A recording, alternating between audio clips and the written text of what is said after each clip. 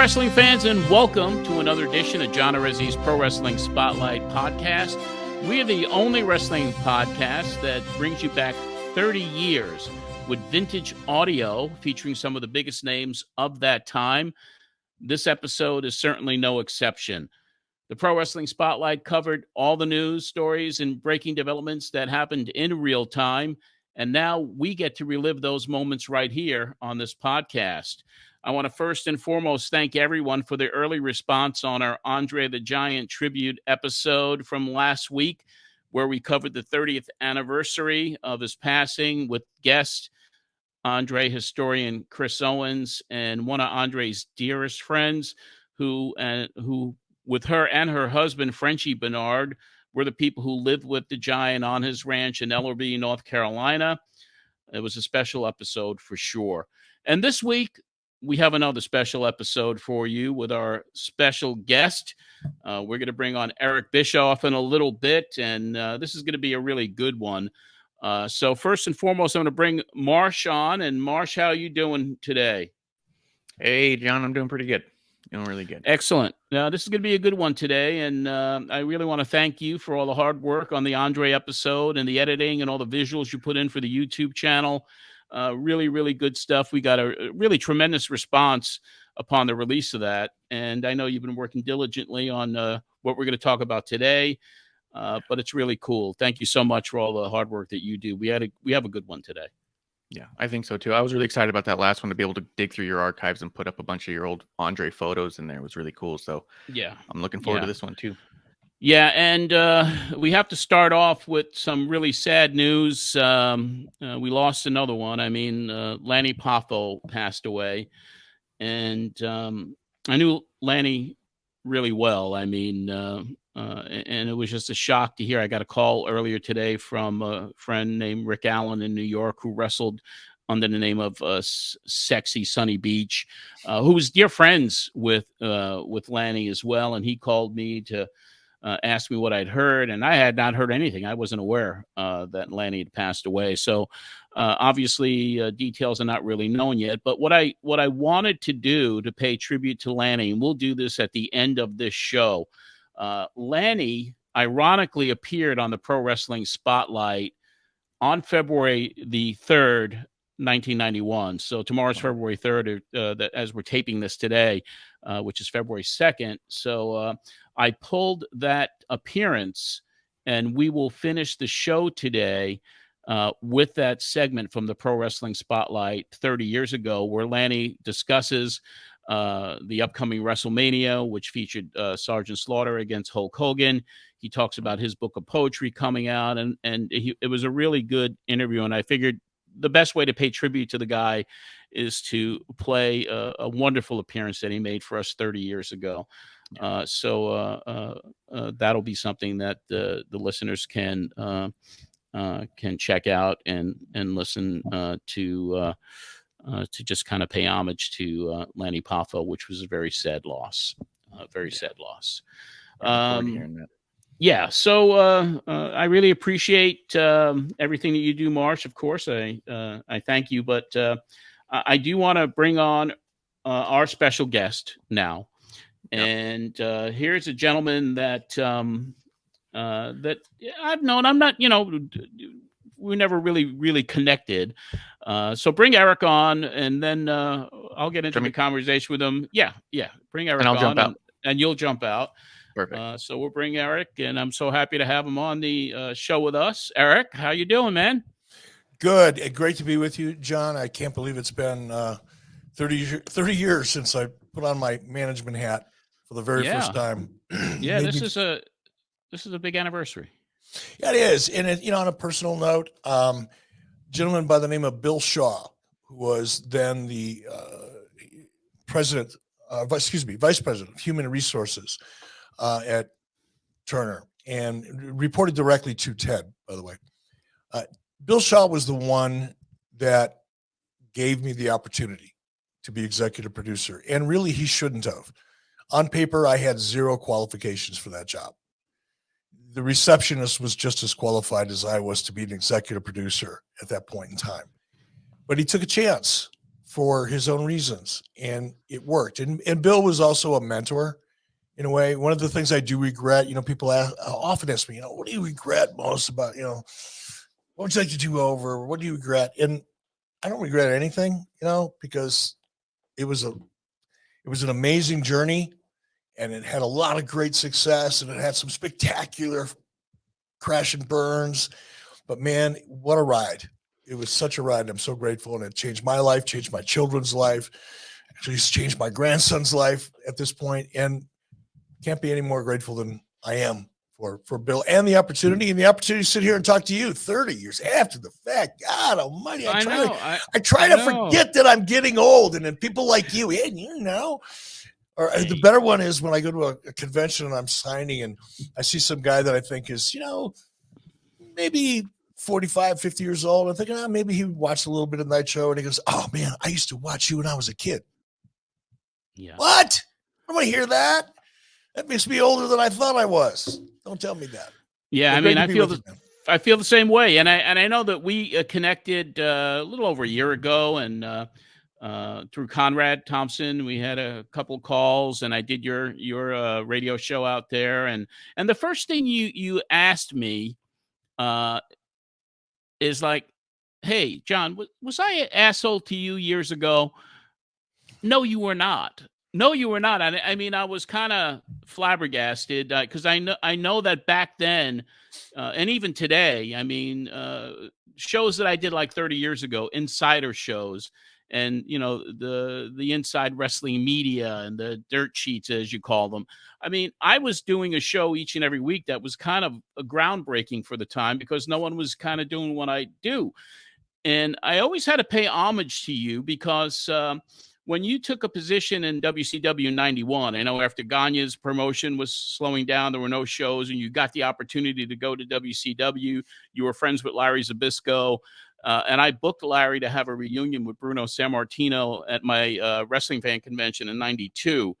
And you guys promoted it on WCW. I think you were hosting, there was a New York-based special show, and you were promoting the convention, the reunion with Larry and Bruno. And I never forgot that because that was very, very cool of you to do back then. And I really, to this day, I appreciate it. Well, I appreciate you saying that. Yeah, I mean, we were, I had known Larry for a long time and was a big supporter of Larry's, and we were really trying to work with Bruno as well. We wanted to develop a relationship with Bruno, and I think right around this time, Bruno flew in, and I actually took him to. I think we went to lunch. It was in the middle of the day, but we went to a very nice restaurant inside the CNN Center, and just an enjoyable experience. And unfortunately, we never did much business beyond what you just described. But I think he refereed a Halloween Havoc or something. Might have, yeah. But just to be able to be honest, the fan side of me, because I was a longtime wrestling fan into my adulthood, long before I ever got an opportunity to work a day in the professional wrestling business. So for me to be able to sit down next to Bruno Sammartino and buy him lunch. See, when I was a kid, people go, "Oh, he's from Minneapolis," or whatever. But, I lived in Pittsburgh for about 3 years, I think, in the late 60s, early 70s. And I had a buddy, he was Italian, and his family were friends with the Sammartinos. So my buddy would take me over. Now, we would never go to their house, knock on the door, say, "Hey, can I have a picture?" But we'd ride up and down the street, kind of circle the block, hoping we'd get a look at Bruno's. He was going out to his car, taking his dog for a walk or something, So for me, now fast forward, here we are. I'm early 1990s, 92, whatever, 93. And I'm sitting down there with Bruno having a glass of wine and some lasagna. It's pretty awesome. I would say so. I mean, he was my hero. I mean, he's the very first wrestling show I ever watched in 1965 or whatever.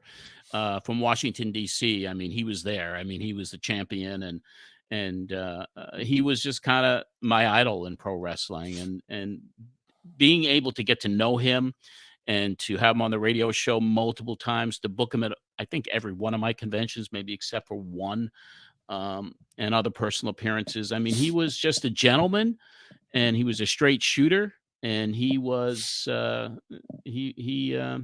I'll never forget him. I mean, I love the man, and the fact that you were able to kind of have lunch with him and bring him in. I mean, there was really nobody like Bruno back then. There No, really and you know what? and there never will be. You think back about certain characters, and certainly who Bruno was in real life was a strong reflection on the character that we saw in the ring, right? He wasn't playing a part really as much as a lot of characters did. It's Bruno in a lot of ways. And Bruno had that just a physical air about him, though. His presence, his approach to wrestling, his in-ring style. Yep. You've got, Arn Anderson. Well, obviously Larry Zbyszko. It's one of the reasons I became a Larry Zbyszko fan, was because his style of wrestling to this day is my favorite style of wrestling. Don't get me wrong. I enjoy some of the athleticism that I see. I'm amazed by it, actually. And I enjoy seeing a lot of it. But I miss those characters that were so real. Right. In the ring as a character and outside of the ring in real life, because that made me want to believe. Whether I really did or not didn't matter, because I wanted to so bad I did. Right. Suspension of disbelief. Arn Anderson, another great example. In many ways, not like Bruno, but in many ways that matter, he really is or was. Yeah. Yeah, suspension of disbelief, and I was right there with you. I mean, wear your boots, wear your tights. You have that presence. You don't need the music coming in. Today obviously so different. But another guy like that for me was Freddie Blassie, who was just the consummate heel, and the heat that he drew at the times that I seen him. I ran his fan club when I was a kid. It was an interesting time period back then, and there's those icons that you wanted to believe. And that was the way I was too. But you've had an amazing career, Eric. I mean, you're really a true pioneer when you look at it of modern day pro wrestling. You appeared on the Pro Wrestling Spotlight for the very first time on February the 6th, 1993, and that week some major changes took place in World Championship Wrestling. Of course, you spearheaded WCW and their television product. 1993 to 2001, really. I mean, that was your reign. And just to give you a couple little other accolades here, you're a WWE Hall of Famer. You host a very popular podcast, 83 Weeks, on Conrad Thompson's ad-free shows, which is a must listen. And I spent a lot of time over the last week listening to some of those shows, especially The Rise of Eric Bischoff, which gave me a lot of great background information. I love the show.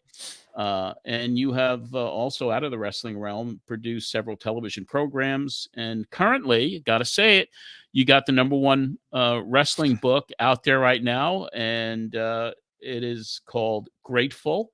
And it's a follow-up to your first book, Controversy Creates Cash.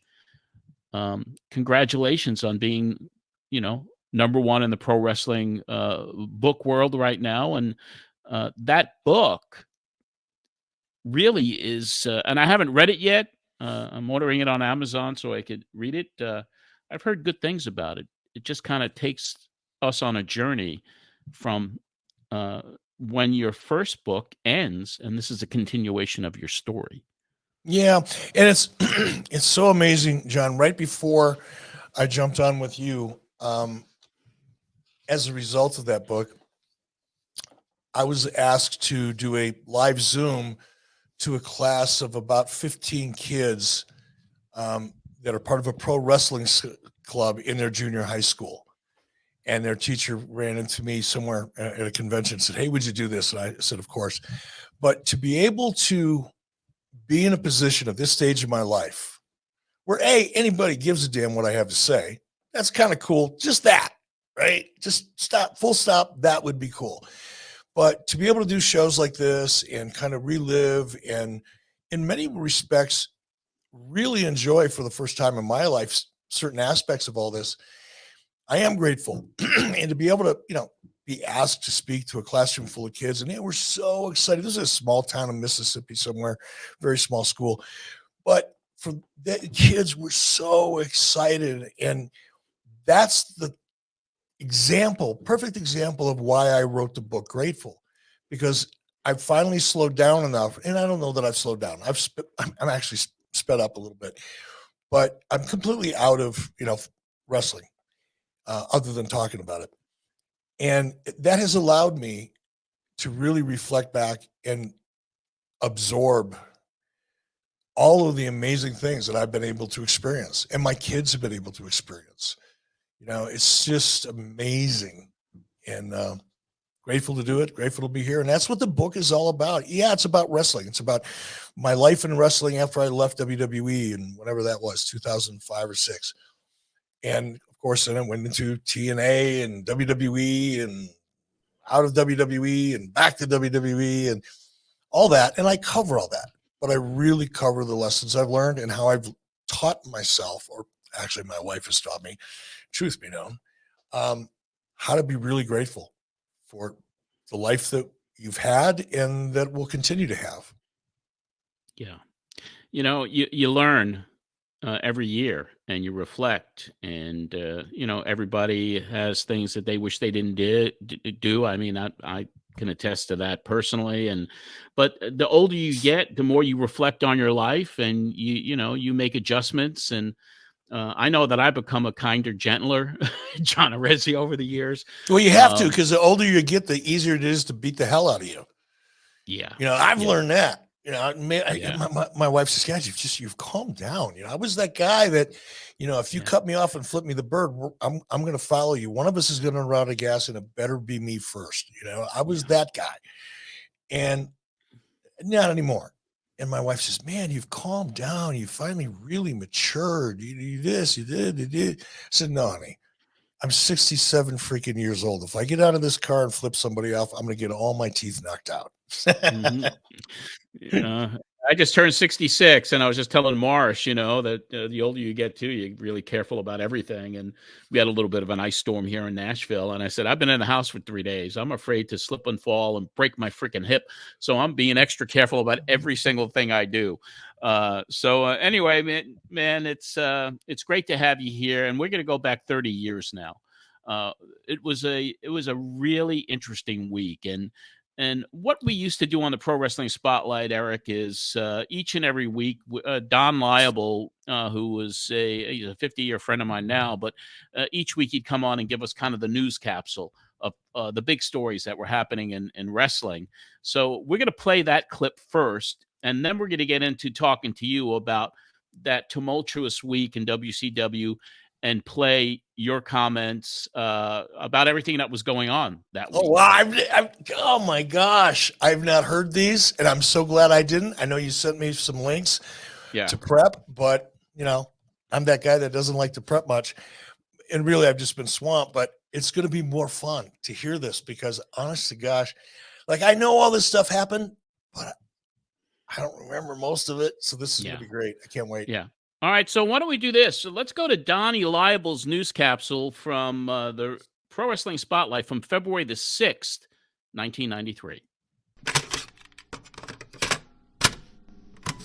Let's get Donnie Liable on the phone. Donnie, are you there today, Mr. Snowman? Oh, yes, I am. And right now, I'd like to tell you, no matter what the temperature is by you, it is 4 degrees here.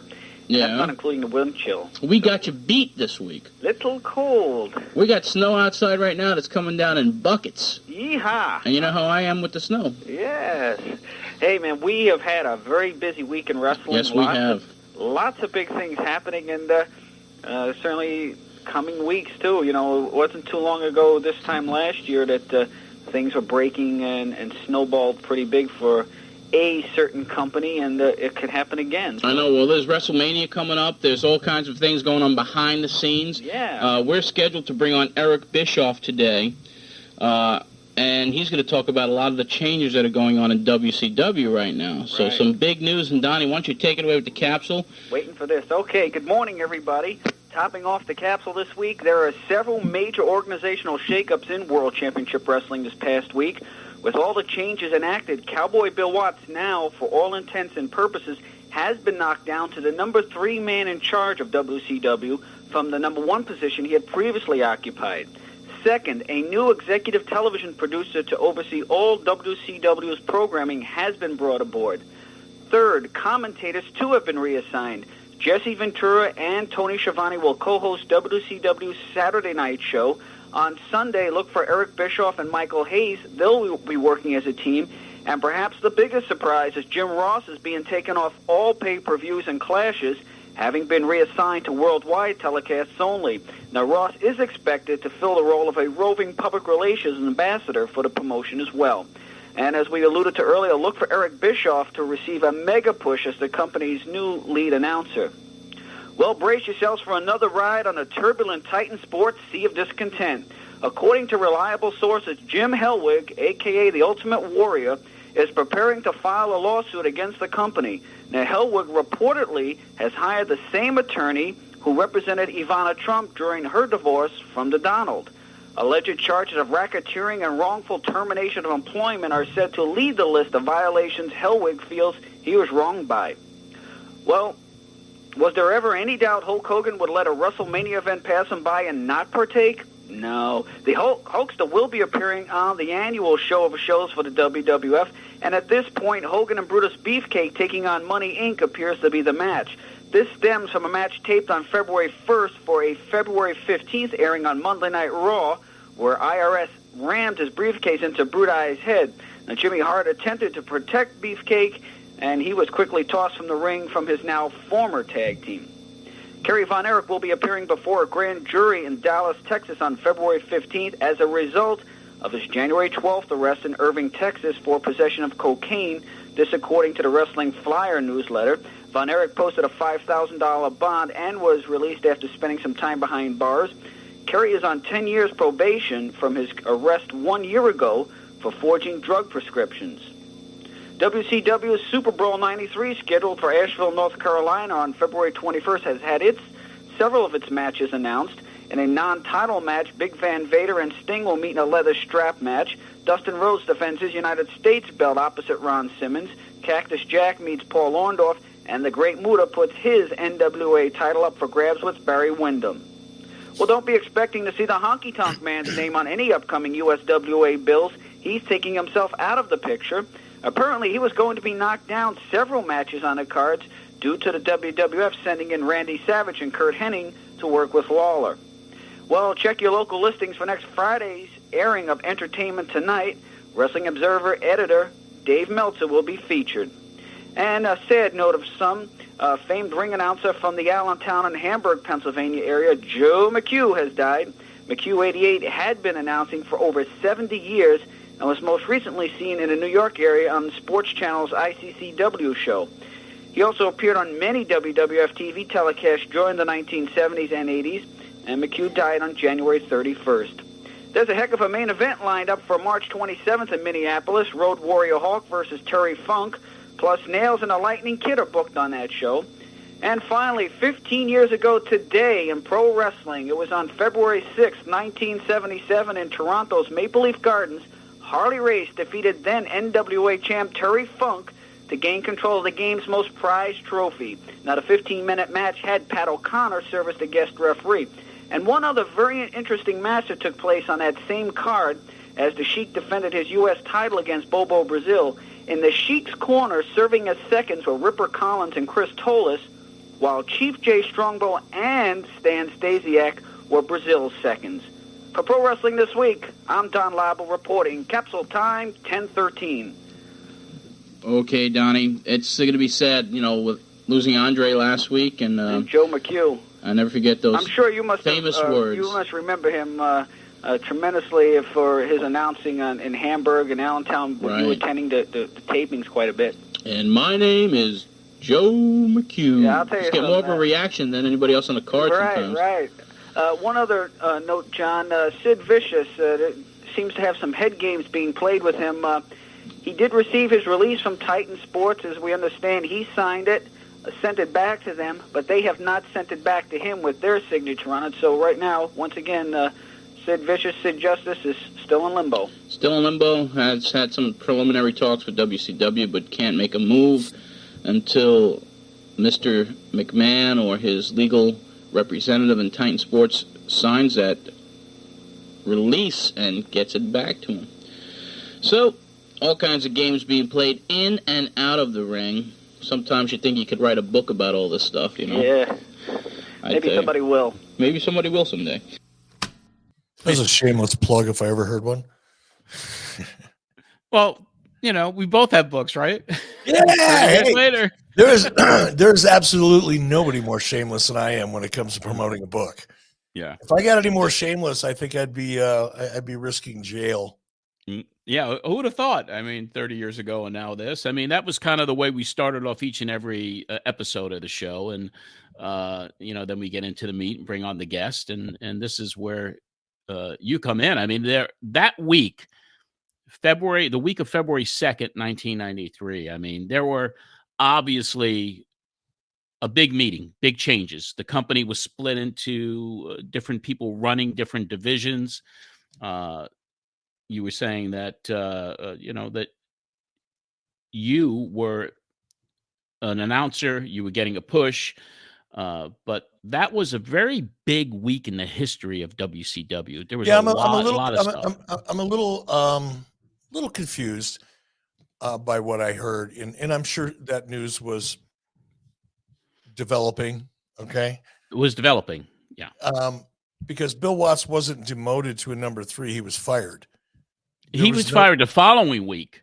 Oh, he was. Yeah. Well, yeah. So what happened? Then he Yeah, 'cause wasn't he had demoted. those- No one would have demoted him. It may have taken a week to fire him, but he was out the door. I mean, there was no. Yeah.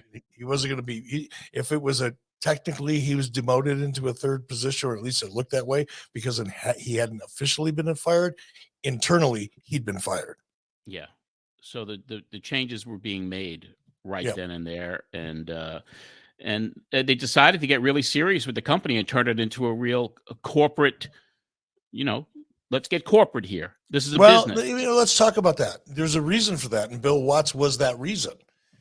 You know, you have to step back from what you think you know, what you do know, and what you've heard, and just kind of look at WCW from a macro perspective. Ted buys basically the trademarks and the rights out of bankruptcy from Crockett Promotions, launches what became, or what it was, WCW, right? And I think that was started in 1988, probably became official in 89. Could be wrong. I'm not sure when WCW finally debuted on the TBS superstations. Let's just call it 1990, 1989. From that point forward, the wrestling and the way the wrestling business was operated on a day-to-day basis was headed up by professional wrestlers. Now, there was a guy by the name of Jack Petrick who was involved initially. That was a corporate guy. There were other people that were responsible for WCW, but in terms of the day-to-day operations, particularly when it came to talent and television, that was all headed up by wrestling people. And WCW went through a series of them, ending with Bill Watts. Now, you know, Ole Anderson was in there for a minute. You know, Dusty Rhodes was in there for a long time. There were other people in and out in that wrestling bubble, including Bill Watts. You know, Jim Ross, even though Jim was never named as a booker, he worked very, very closely, you know, during Dusty's time as booker, and certainly under Bill Watts. So there was a lot of wrestling-centric people in the operations of the business, and every one of them failed. Some more miserably than others.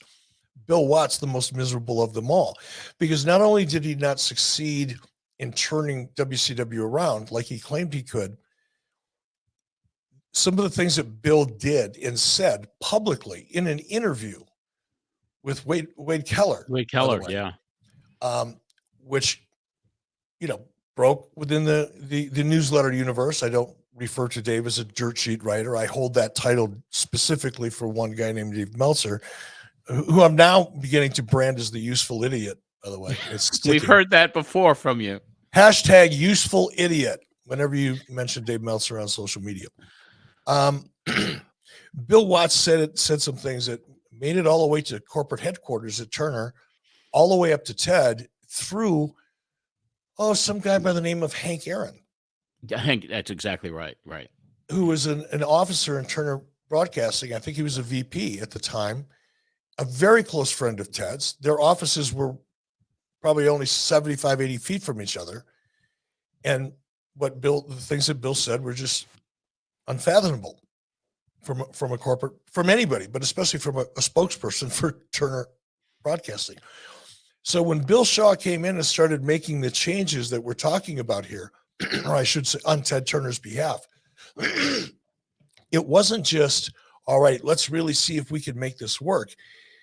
It sounded more like, because Bill Shaw called a company-wide meeting when all this was going on and called the meeting and said, look, you guys are on your last rope. This is it. If this company isn't turned around, if it doesn't become profitable, if we can't operate it like a corporate business unit as opposed to a frat house, then Ted is going to pull the plug. And that's important because up until that point, we had been told, and we knew, Ted had alluded to it, that as long as he's in charge of TBS, wrestling's got a home. Ted loved wrestling, and he believed in wrestling. So for Bill Shaw to all of a sudden call a meeting on the heels of the Bill Watts debacle, to call a meeting and say, okay, this is it. You guys get one more shot, and Ted's pulling the plug. We knew that when Ted was willing to pull the plug, now we had to worry.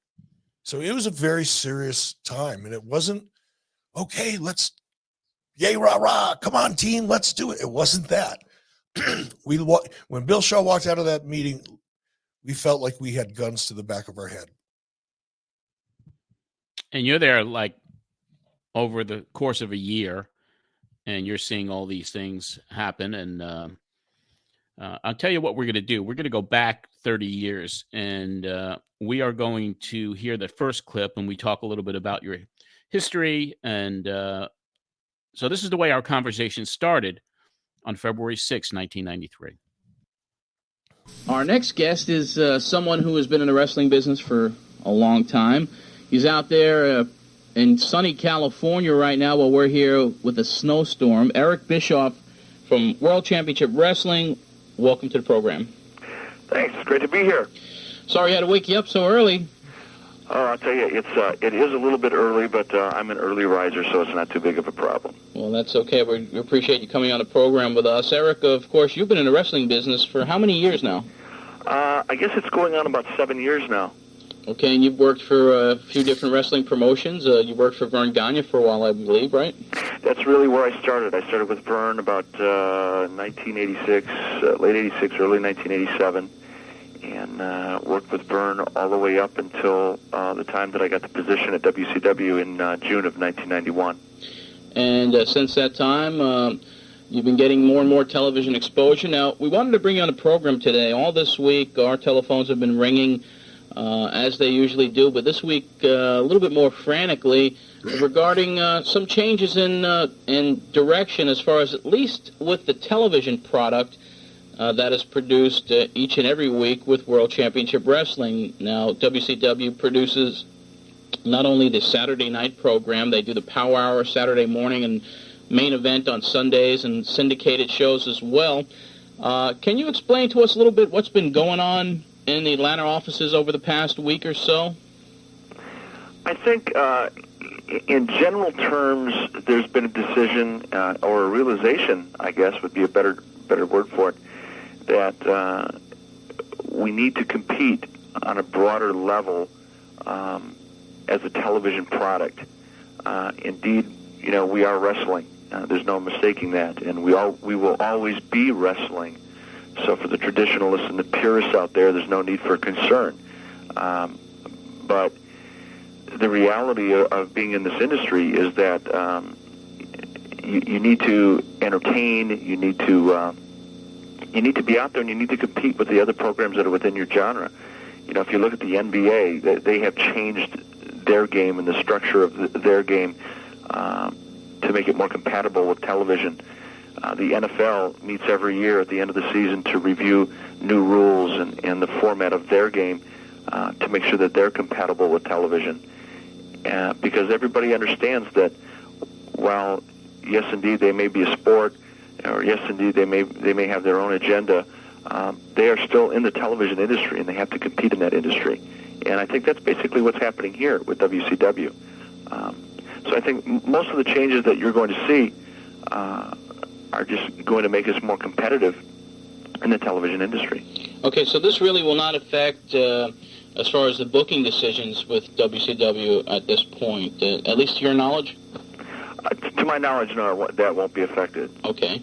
And there'll be someone brought in, I guess, in a position of the executive television producer for all of WCW's television programs. Now, that appointment was not announced yet, was it? Not to my knowledge. I left Atlanta late Thursday to come to Los Angeles, and when I left, there was no announcement as to who that person will be. Did you know that you were getting the gig at that point? I'm pretty sure I did. I don't know when it was. When was it officially announced? Because I think it was announced on the 12th. Then I knew. Yeah. Yeah. I knew. This was the 6th. I either knew or the meetings had gone so well, because I had a series of about 3 or 4 meetings with Bill Shaw. Each one of them progressively got a little bit more detailed and intense. Not intense isn't the right word, but more focused, I guess, and deliberate. The first one is, "Hey, how are you, Eric? What do you think of Turner so far?" You know, that kind of general nonsense, and just very superficially about the business. The next one sounded something more like, "All right, let's say you get the position of executive producer. What's one of the first things you think we should do?" And that's where I think I got the job, to be very honest, because I don't know how much time we have in this show, but I was ready to quit probably by the end of January. If this is you were working on Hollywood. You were working on other projects. I think with Jason Kirby. I had sold the show to Fox Television. Yeah, My very first show I ever created, just out of the top of my head, sat down, figured it out, put it on paper, came up with a set design, mock up, and the whole 9 yards, and went out and pitched it to a woman by the name of Molly Miles, who was a vice president of children's programming at Fox at the time. And she actually bought the show. So as a result of that ridiculous first time out success, I came home, and because the whole Watts thing was really bad, even well before he got fired. It was bad. Morale was very bad morale. I didn't believe that he had any solutions to anything. He was a pig and he was a bully. I gave up on. I'll tell you when I gave up on Bill Watts, because Vern Gagne. Because I called Vern as soon as Bill Watts got that position. I called Vern because I respected Vern. I said, "Vern, I don't know this guy. What do you know of him?" And Vern said, "Eric, you're going to love him." Because Bill was, in many respects, a lot like Vern. They came out of the same culture, the same period of time when the business operated in a certain way. And both of them were stubborn and stuck in that period of time, which is why Bill Watts wasn't successful, one of the reasons. But I saw that coming, and now I'm in L.A., probably pitching a show, and I'm going, I'm out of here.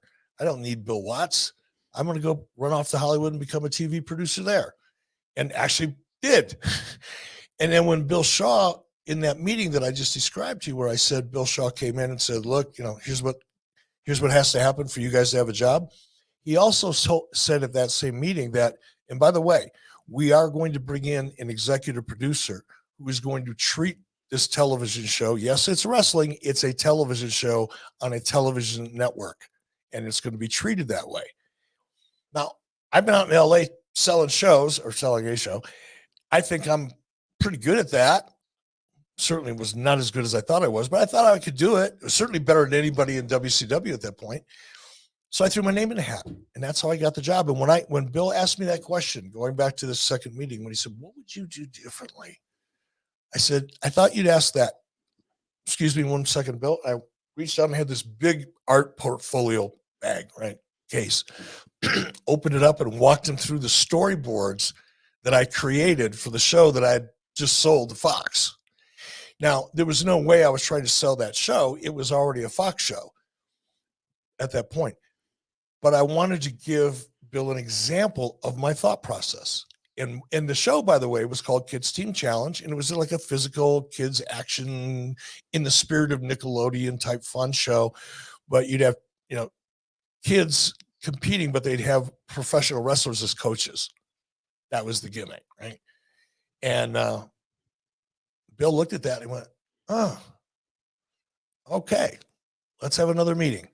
We may have. We wanted to see a more detailed plan.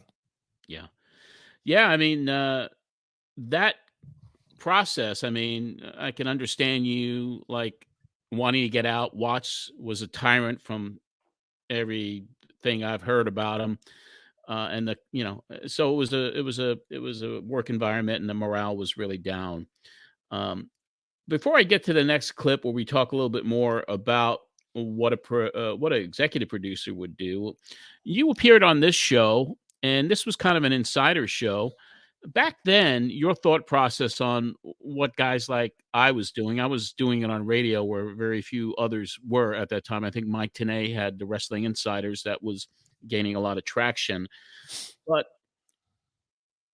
do you remember, or is it even relevant? And why'd you do a show like mine, especially with all this stuff that was about to break or breaking in your life and with WCW to go on a show like mine? I mean, look, you had a radio show. It's credibility. In my mind back then, it's either television or radio or print. And if you had an opportunity, if anybody had an opportunity in the wrestling business to do an interview on a radio to help get your point across, to get your brand across, to get your message across, whatever that message may be, and do it over radio, was an opportunity, number one. And number two, I didn't avoid wrestling news sites. I despised Dave Meltzer's. There was a period of time when I had a real issue with Wade Keller because Wade Keller treated his newsletter, the Pro Wrestling Torch. It was not a lot different than Dave Meltzer's. Whole lot of opinions stated as fact, very negative, very critical of everything without any real firsthand knowledge. And that kind of pissed me off. Wade has since really changed his format. I fully support and promote his wrestling website. He does a great job, as does PW Insider, Dave Shearer, Mike Johnson. Mike Johnson. Mike Johnson is the salt of the earth.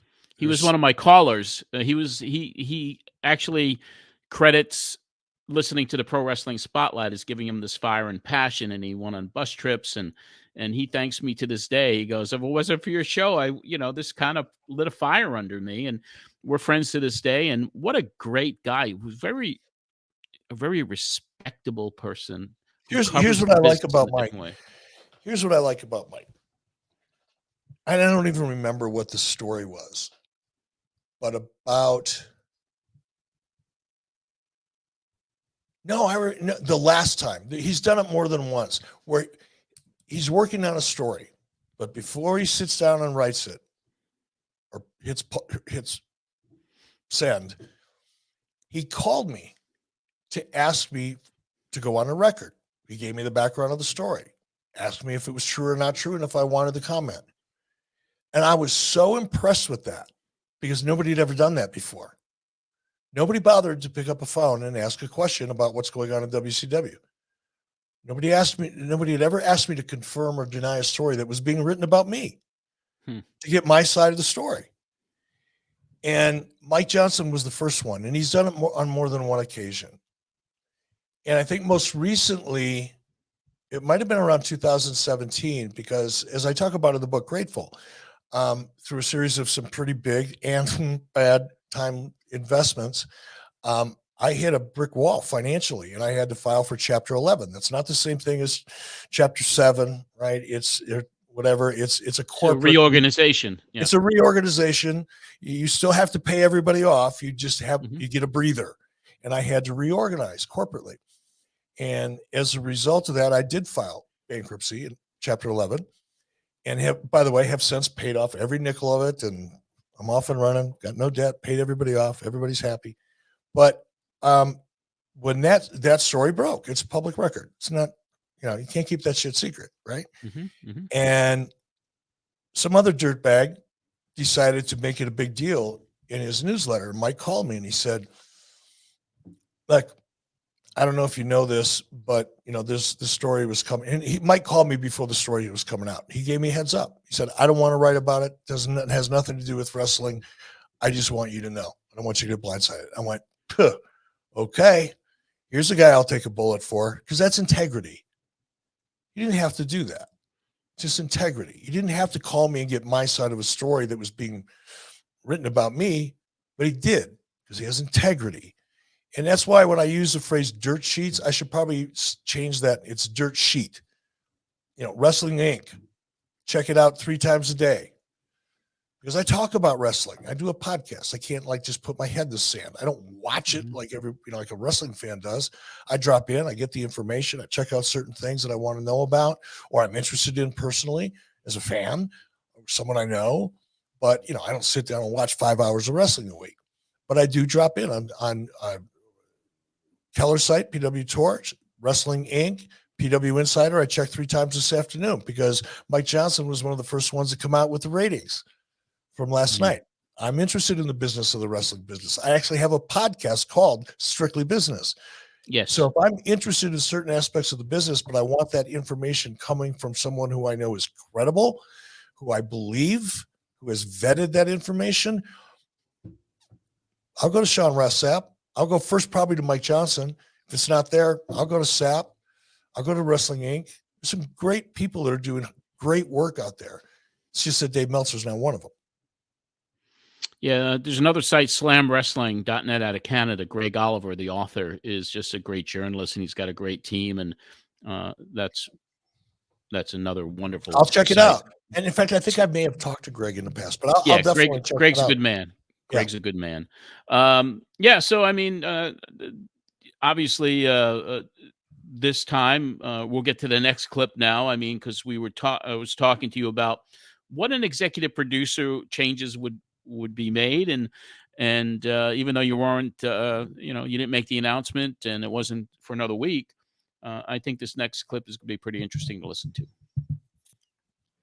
I mean, that's a decision that if indeed if they bring in an executive producer, and that executive producer will make those decisions. Okay. And I think there are probably a number of announced team combinations that are out there right now. Some of them may be interim type of setups. Others, maybe they will be permanent.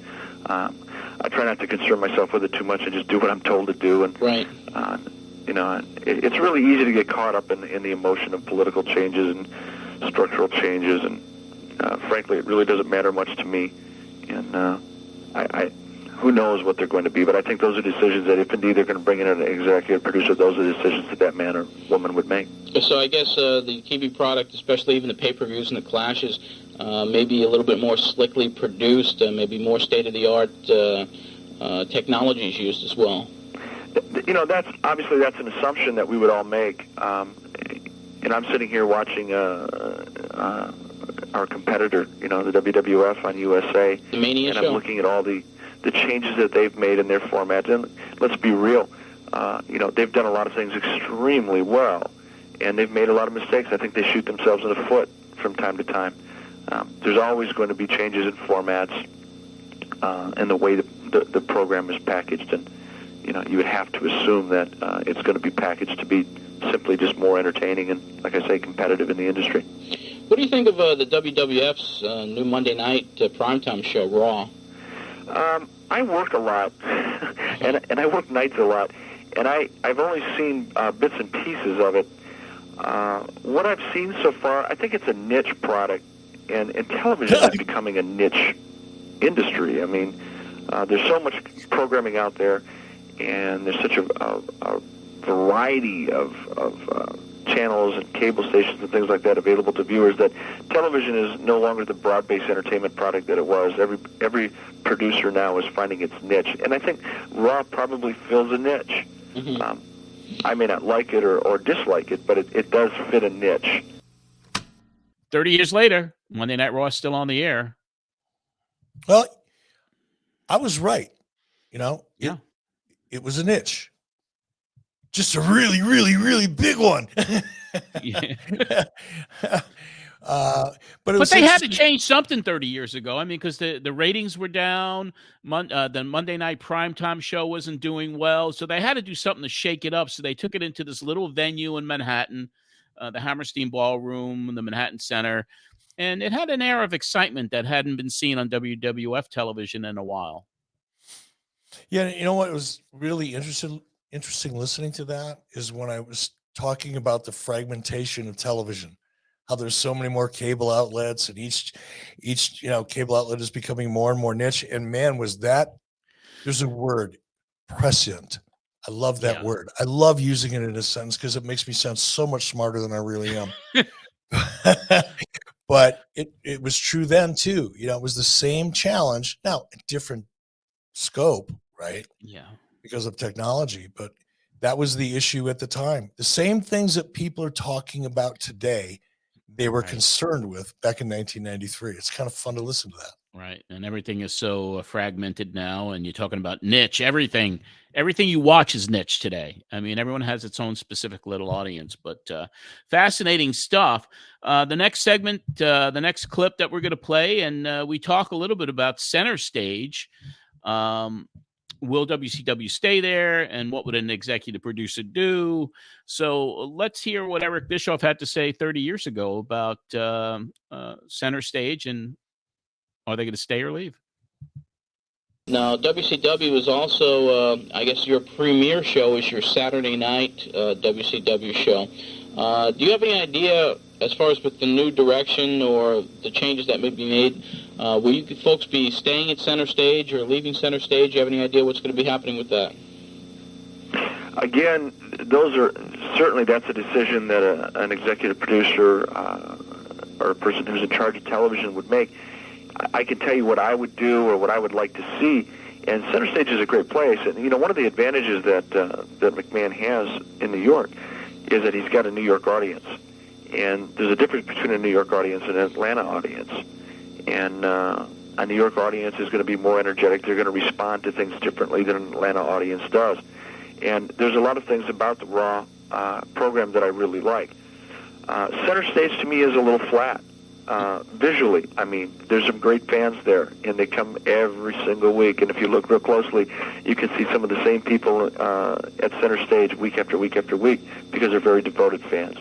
And fan base isn't the problem at Center Stage, but visually speaking, it's a very limited environment. And I would hope that if there's going to be a change made, that I wouldn't want to see us leave Center Stage altogether, that there would be some variety in terms of that location and that venue. Okay. Now, the television ratings overall for professional wrestling have dipped over the last few years progressively. However, WCW over the last month or so has been edging back up with their television ratings. I believe some of the recent Saturday night shows have done a 2.4, 2.6 in the ratings, and really have been, as far as the comparability to the WWF, has been edging them out or tying them for the last several weeks, which has got to be a good sign for the company as it is. That's probably, that's a true statement. I always say, a month does not a trend make. I mean, when you're looking at ratings, you have to look at so many different things. Certainly, there's seasonal changes that happen. There's a lot of changes that happen, and I think you need to look at a 3-month period, a 6-month period, or a 12-month period as a trend, without a doubt. I mean, if you can take a spike in the ratings, in a 30-day period, you have to embrace it and be glad that you achieved that. But it doesn't necessarily mean that you're on the right track, because that can change so quickly. I mean, the product can stay exactly the same, and then all of a sudden you're taking a dip in the ratings, and you're asking yourself why. Mm-hmm. I don't get excited about spikes. I don't get depressed about dips over 2 or 3 or 4 week periods. But you have to look at longer trends, and you hit it right on the head. I mean, television ratings for wrestling have been getting very soft, but that's due to a lot of things that don't have anything to do with wrestling. Mm-hmm. It just has to do with the fact that there's a lot of programming out there. There's a lot of competition out there for programming. Viewers' habits have changed, and it's a different market today than it was 2 years ago. Mm-hmm. So I guess as far as even the programs that WCW does, do you think, or have you heard, or will they be dropping any shows? I really doubt that. Because each one, we produce 350 some odd hours of programming a year for both domestic distribution and international distribution. And every one of the programs are viable. Every one of the programs fill a niche for us and achieve certain goals for us, some to a greater extent than others. But I really don't see losing any of them. I see a better, more focused effort in syndication. I see a better and more focused effort in terms of marketing our product. I see that happening. I see a lot of things happening to WCW's programs that don't necessarily have anything to do with the way they look. I mean, the truth is, wrestling is a product just like plumbing tools are a product. You need to get out and market them, and I see a big effort in that area as well. No wonder I got the job. There you go. What a smart son of a gun. Yes. Marketing is so important with everything. And I always felt that WCW back then, especially in the live events, the marketing just wasn't it there. sucked. It sucked. Yeah. So we're going to talk about that on the next clip, about what WCW needed to do to begin marketing to the local arenas and venues when they're booking a town. So let's go to that clip. Well, that's one thing, my personal opinion of it, has always been lacking in WCW, especially even going on the road, not necessarily television, is the way that the shows have been marketed in the local areas. And now we have been hearing rumors over the last several weeks that WCW is about to break the New York market. We're hearing April 23rd being banted around as a debut for WCW in New York City at the Paramount, which is formerly the Felt Forum, and the fans are very excited about that. The official announcement has not come yet, and speaking to you last night briefly, you were not aware or if that had been confirmed or not, but those are just the rumors we've been hearing, and we're very excited about that, and we feel that WCW, once they get into this market, the marketing at WCW here in New York City, you guys have got to go all out to make sure that it happens here, because we are fed up with just one promotion running in town, and we'd love to see WCW make a strong impact here, especially with some of the players that you'll be bringing up to this market. Cactus Jack, one of the all-time favorites in this area, and although it has not been confirmed yet, Mr. Ric Flair is certainly a name which would mean a lot here as well with WCW. So anyway, there's a lot of things happening for WCW, and I hope that the company does aggressively market its product, especially if they crack this New York area. Well, definitely, obviously. I mean, New York is a critical market for any product, and certainly wrestling's no different. And there's a lot of people that believe so much in the live event and what that means to this industry. And live events have been a real tough spot. Yes. I mean, let's face it. WWF is hurting in a lot of different areas. They're soft as far as attendance goes. To say that we're soft is an understatement in a lot of areas. But we want to turn that thing around. Frankly, my personal opinion is that live events are a very tentative marketing strategy. I'm not sure. I mean, it's not only with professional wrestling. If you look at the concert scene, it's real hard to be competitive in the concert industry. There's a couple players out there that are making all the money, and everybody else is suffering. And wrestling falls into that category as well. I'm not sure what the future of live events will be. What I am sure of is that everybody at WCW, from the top of the company, Ted Turner, all the way down to the ladies that answer the phone, and the men that answer the phones, are all committed to trying to make that effort work. And I hope we do it. Well, one market which is really booming for you folks is overseas. Europe is a tremendous marketplace right now for professional wrestling. Where is WCW broadcast over there, if you have knowledge of that, and how are you guys doing, if there are any type of ratings in that area at all? I'm not sure there is a rating system there, but it's not like our Nielsen ratings here. I know that we're doing very well over there. I think WCW is actually positioned better than the WWF in the United Kingdom in terms of distribution on the Sky Channel and things like that. I know that the live event tour that we have booked over there for March is looking very, very good right now, and we're hearing a lot of positive things. We get tremendous amount of fan mail. We get more fan mail from the fans in the United Kingdom than we do here. Yeah. So we're very viable in the United Kingdom, and that's one area that I really believe that even though we're making a strong effort on, I think we're going to really make a much, much more focused effort to capture and control that market, because it is a huge market, and we're really only seeing the tip of the iceberg. Yeah. Now, are you planning? Do you have any knowledge if WCW is planning to expand their European territories? I would hope to see that. I would hope to see that again, because the market is just so vast and so viable that I think that needs to be done. But I think what needs to be done is, we need to really look at that market as a separate market. We can't just force what we consider to be good programming down their throat based on what the American viewers' tastes are. Mm-hmm. We need to be over there. We need to get a feel for what their programming is like and what their appetite is like in order to prepare their dinner for them. And I think that's what we're going to do.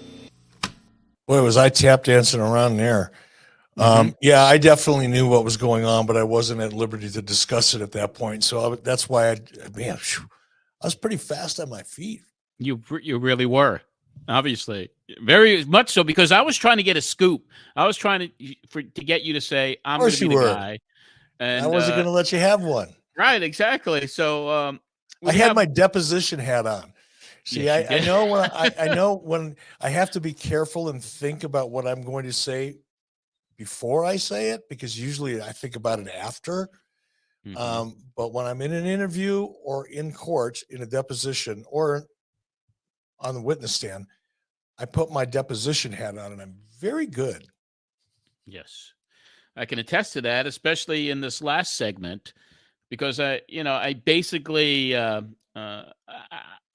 kind of felt that you were the guy getting it, and I was wanting to draw that out of you. So we have one last clip with you, and talking about the future. Is WCW, what's the future long term? And then, I bid farewell to you, and then I make a comment at the end after you hung up, is like, I think he's not telling me everything, So well, you were right. Yeah, so why don't we play that last clip, and we'll talk about it on the other side. Okay. Lots of things happening with WCW right now. I'm sure we'll be learning more next week when there is an appointment made for the executive television producer of the programs. And a lot of shakeups seem to be going on, which change is good for the industry. You need to get fresh ideas in there all the time to make it exciting. Well, and one thing I want to, professional wrestling is the home of some very, very hardcore fans. I mean, the people that love professional wrestling really, really love it.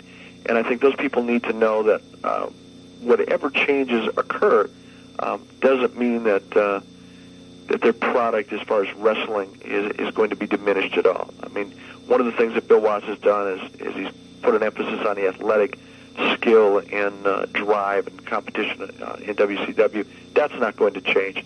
So the good things that you see in WCW that you like are going to probably be enhanced even further, and hopefully we're going to address our weaknesses to become more competitive and make sure that we're here 5 and 10 and 15 years from now. Okay, great. Eric Bischoff, we appreciate your time today, and have a good time out in sunny California. I'll do it. Thanks, John. Take care. Bye-bye. Okay, Eric Bischoff from WCW, and not wanting to get too specific on some of the changes that are going on back there, because from what we understand, he's going to get a pretty big push within that company now. So why rock the boat if you know you're going to get paid the big bucks? But Eric is certainly explaining to us what we can expect to see on WCW television over the next several weeks, and I think there'll be some drastic changes made in formatting of these shows and adding new technologies, because the Ted Turner people, they're not wrestling people. However, they are now really concerned with this company because it's lost a lot of money, $19 million in 3 years. they were in the red for. Wasn't that fun? That was a hoot. It was, right? I mean, my voice is different too. I don't even sound like myself. Not only do I not look like I used to look back then, I don't even sound like I used to sound like back then. Yeah. Yeah. I mean, that's that happens over the years. But this has been such a great a great podcast for me to do, because to be able to get the person who we were talking to 30 years ago, and we're doing that a lot on this program, but this has been a fascinating one for me.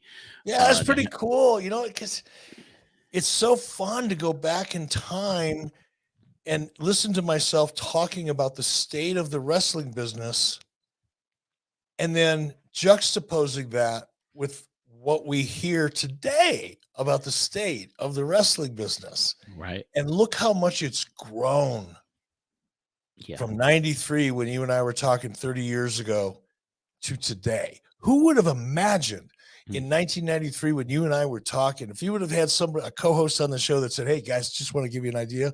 I looked at my crystal ball and I think, you know, in 2024, WWE may be selling its television licensing rights for over $1 billion a year to a network. Amazing. Who would have thought that, right? Yeah, the money today is just incredible. Before I let you go, we have one of our patron producers, and our Patreon account is so important to us. His name is Nate Maxon, and I'm going to bring him on because he may have a question for you, Eric, if you don't mind. Not a problem. Hey, Nate, how are you? Good, Eric. How are you doing? Just about perfect. Fascinating, perfect. Fascinating conversation between you guys. I'd love to hear it. My question was going back to this time back in '93 with you getting your promotion. I know. There's especially in WCW, there was a lot of political machinations and things going on, and you probably had detractors, people that wanted to be resistant to your promotion. But who would you say were your biggest proponents? Who was your, like, the guys that got behind you instead of trying to you know what I mean, stab you in the back or get your job? You know, like for instance, Dusty. Was Dusty supportive of your promotion and helpful to you, or? Wow. After it was announced and I was promoted, Tony Schiavone asked me to go out to dinner. And we did. His wife, my wife, 4 of us went out to dinner. And Tony was so anxious to work together and to be supportive, to let me know that anything I needed from him, he was willing to do. Whatever it was that he wanted me to know, especially because, you know, his name was in the hat too. Right. But Tony immediately, in a very sincere way, in a way that he was a mensch, he's just a real guy, took me out and said, whatever it is, I'm here for you. I believe in you. And I'm a soldier. Just point me where you want me to go. Dusty and I had a pretty good relationship well before this. Mm-hmm. Dusty and Dustin and my wife and I and Doug Dillinger, head of security, all came out to Wyoming deer hunting up in the Bighorn Mountains, stayed in an old hunting camp together. I had a relationship well beyond just a business relationship with Dusty. I think, let's be honest. How would anybody expect someone like Dusty Rhodes to feel knowing that some young green kid that's never been in the business, except for as an announcer, and not a very good one at that, is now going to be one of the bosses? I wasn't Dusty's boss, because at this point in time, wrestling operations reported to Bob Dew, television production reported to me, including announcers and all that. So it wasn't like I was Dusty's boss, but, if you looked at the organizational chart, yeah, I kind of sort of was indirectly. But you know what? Dusty didn't care. I think in a way, I think he wished it would have been him. Dusty was the kind of guy that he wanted to be in that seat. He wanted to be the guy that only he had to answer to, as close as you could get to that. And it's pretty tough to do in a corporate environment, but Dusty wanted to be in that role. And the fact that he recognized that he wouldn't be, whether it was me as an executive producer or Jim Ross, which I think would have been even more challenging in some respects, or would have been Tony Schiavone, or Joe Blow and his sister come in and be the executive producers. It wouldn't have mattered. Somebody other than Dusty was going to be in that seat. And I think that may have bothered Dusty a little bit, but not because it was me. We maintained a very good friendship after that. There wasn't anybody, I will say this about the politics in WCW, because they were treacherous. And I knew that firsthand because I came in there as something a little bit more valuable than the fly on the wall. I was the third string announcer. I was not threatening to anybody because I had no inside political connections whatsoever. I was as much of an outsider as anybody could have been in WCW when I first got in. And I worked hard to keep it that way. I didn't want to get tangled up in the webs of nonsense and politics and crap. So I kept myself out of it. And as a result of really being a fly on the wall, because I wasn't tight with anybody other than a little bit with Dusty, they would say stuff in front of me that they just assume I was harmless. And I was. But I also learned a lot. And I learned who certain people were. And I learned how they operated. And I learned what their true values were. And I learned how committed they really were to their jobs and to their company. So that by the time I got that nod, some of those people who knew that I knew, all of a sudden, they weren't trying to undermine me because that wouldn't have lasted very long. But I knew that they were not supporters. I knew that if I was in a trench with any one of them, I'd get shot in the back. So I isolated myself from those people and gradually moved some of them out or over, as the case may be. Right. Yeah, and that, like I said, that was really my only question, other than because you guys covered every other question I had, was just around that time. It's always been interesting to me. You hear so much in wrestling negative about this guy cut me off here, or this guy stabbed me in the back here, but you don't hear enough about who were the supporters of someone. So Tony Schiavone, without a question. Dusty Rhodes was very supportive. And, there were others. Jenny Engel, who used to be Dusty's executive secretary, she was, I would have not lasted a month without her, and there were others. Craig Leathers, in production. Keith Mitchell, in production, even though I had to promote one or the other, and I promoted Craig for a variety of reasons. But Keith Mitchell never batted an eye. He was a soldier. He was a team player. He was the general of the team when he needed to be, or he'd, pull up the rear if he needed to. It didn't matter to Keith because that's what kind of person Keith was. So there were a lot of people, but of the people that you know of, Tony Schiavone first and foremost, Dusty Rhodes right after. Great. Thank you. You bet. All righty. Well, Eric, I mean, we do have one email question that came in, and I have to read it to you, and it is from one of the ad-free show's top guys. Do you know a Anthony Pyrus? Yes. I think we've spoken a couple times. Yes. So Anthony, who is he's a very boisterous guy, and he's an executive producer on our Patreon page. And when he found out that you were coming on, he said, "John, it would mean a lot to me if you just tell Eric one line. Hey, Eric, call me."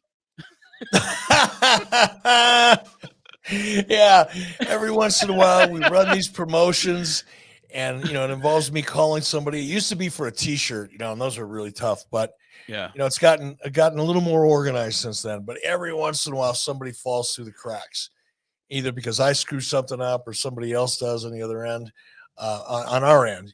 But communicating information, and every once in a while, and then I feel horrible. Yeah. I know Anthony very well, and I'm sure it's all in good fun because this guy, when he comes on our Zoom calls and he comes on our monthly Zoom calls, and as a executive producer, you come on 6 times a year on the show. Very entertaining cat, this guy. Very entertaining cat. I taught him everything he knows over at adfreeshows.com. There you go. And you guys are rocking it over there. So as we say goodbye to you, I mean, you got 2 wonderful podcasts, and it's the Conrad Thompson crew and everything that they do over there is just fabulous. I mean, what an empire that he's built. with quality programming. So I always recommend ad-free shows. And Eric, I mean, I wish you the very best on the release of the book. I can't wait to read it. So I look forward to it. And this has been a pleasure for me, man. I really appreciate you doing this. It's my pleasure. I mean, this is really, really fun. I always have fun doing shows like this, and it's fun chatting with you. You've been around the business so long, and you've seen so many things. And I love talking about the history of wrestling when it comes to the things that, you know, we remember that had big impacts on us. But to sit back and listen to us having a conversation from 30 years ago, it's just like, wow, this is surreal. So thank you very much for the invitation. Oh, you're welcome. 30 years ago this week, Eric Bischoff was on Pro Wrestling Spotlight, and today he's on Pro Wrestling Spotlight 30 years later. Eric, the best of luck to you. Continued success. Always a pleasure to see you. Thank you, John. Be well. Thank you. Wow, that was great. Eric Bischoff, 30 years ago, and now here he is again, and it was kind of fascinating. Let's bring on Marsh and let's bring on Nate, and we'll talk about it. That was really good stuff. I enjoyed it. And great job on the clips. Those clips were like, they were spot on, man. Very, very good, Marsh. Very cool.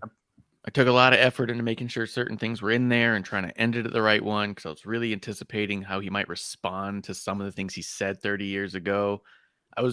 I died laughing when he called out the shameless plug on the books. That really, because I did that on purpose. I almost cut it before, then I was like, wait, they both say, I hope someone writes a book about this in 30 years. And lo and behold, both of you have. So that's crazy. That's crazy. Nate, you liked it? You thought it was it was really great to hear the juxtaposition of the two time frames together, you know, to hear something from 30 years ago, and here are the two guys that were there reacting to it in real time 30 years ago. It was fascinating. Yeah, that's kind of the direction that I'm taking on this now. And unfortunately, so many the people that were on the Pro Wrestling Spotlight years ago are not with us anymore. You know, we lost another one today with Lanny Poffo, but it's always good to hear that, hear those opinions of people from 30 years ago. So we're going to be doing more of that, and we have a great stuff ahead.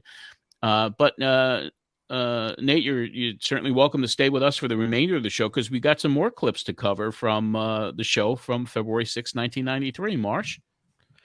Yeah, we got a couple of callers that called in and I thought were particularly interesting. Let's start with, because you had mentioned on a previous one that you stopped going to the Madison Square Garden shows, and in this one you respond to a caller while you weren't at Raw, and you get a lot more detailed, and I found it pretty fascinating. All right, let's hear it. Let's go to Rob from Medford. Rob, you're first today. Hi, John. I just wanted to know, I was at Monday Night Raw when they ran that angle with Brutus Beefcake. Yeah. And it was pretty good angle that they ran, because he really got hit in the face hard with that briefcase. And I just wanted to know, now that they're doing this angle with Money Inc. and Beefcake, does this mean the Steiners are going to take the titles before WrestleMania? I would assume that'll happen, and they'll defend against the Head Shrinkers. I wonder if that's going to be like a TV taping where they'll show it on TV, something like that. I'm sure that they will. And the other thing I wanted to ask you, I missed you like a few weeks in a row. What was the Nails situation that he's gone all of a sudden? Well, Nails basically was fired December 14th at a TV taping which was held in Wisconsin. I got a call from Nails yesterday, and he's expressed interest in coming on this program perhaps next week. Now, his story is that he had pretty much warded off a sexual advance by Vince McMahon. That is his story. The WWF is claiming that he tried to extort about $150,000 from them. He had filed a complaint with the Sheriff's Department of Brown County in Wisconsin, filing a sexual assault charge against McMahon. As far as we know, there have been no formal charges by the district attorney on Vince McMahon.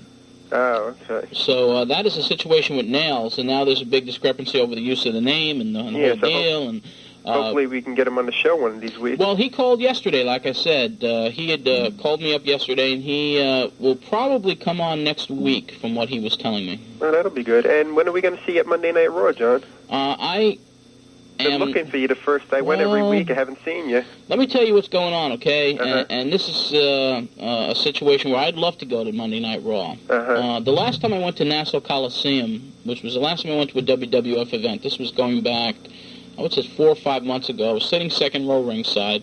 I was spotted there, someone within the organization, and I was followed.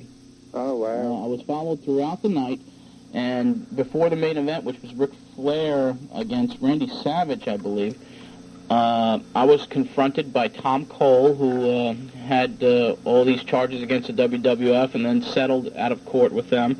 Pretty much getting in my face about my reporting and bringing his brother on my program, and it was an uncomfortable situation for me. I was even informed by some friends, because I haven't gone to the Garden either. Friends that usually sit very close ringside, they said if they heard that if I was seen sitting with them, they wouldn't get their good quality seats anymore. Oh, well, that's not good. And Monday Night Raw is in such an atmosphere. Yeah, it's a shame because it's such a good show. Oh, I want to go. I'd love to really go, but it's very hard for me to blend in a situation where you only have 1,000 people in the place you anyhow. Can see everybody pretty much knows everybody. You can see everybody in the building. I know. And Vince McMahon is so close to everything. Yeah, I'd like to just go up to him and say, hey, Vince, how you doing? Yeah, so does everybody. All right, John, thanks. Okay. Bye-bye. 661-1440 is the number to call here at the program, and I'm a wrestling fan. I like to go to live events myself, but I don't want to feel uncomfortable going to the matches either. So I enjoy myself at the independent shows. I go to whatever WCW shows I can go in the area, and I'd certainly love to go to some WWF shows, but you don't like to be watched while you're at a wrestling arena for whatever reason. Yeah, I do remember that Tom Cole.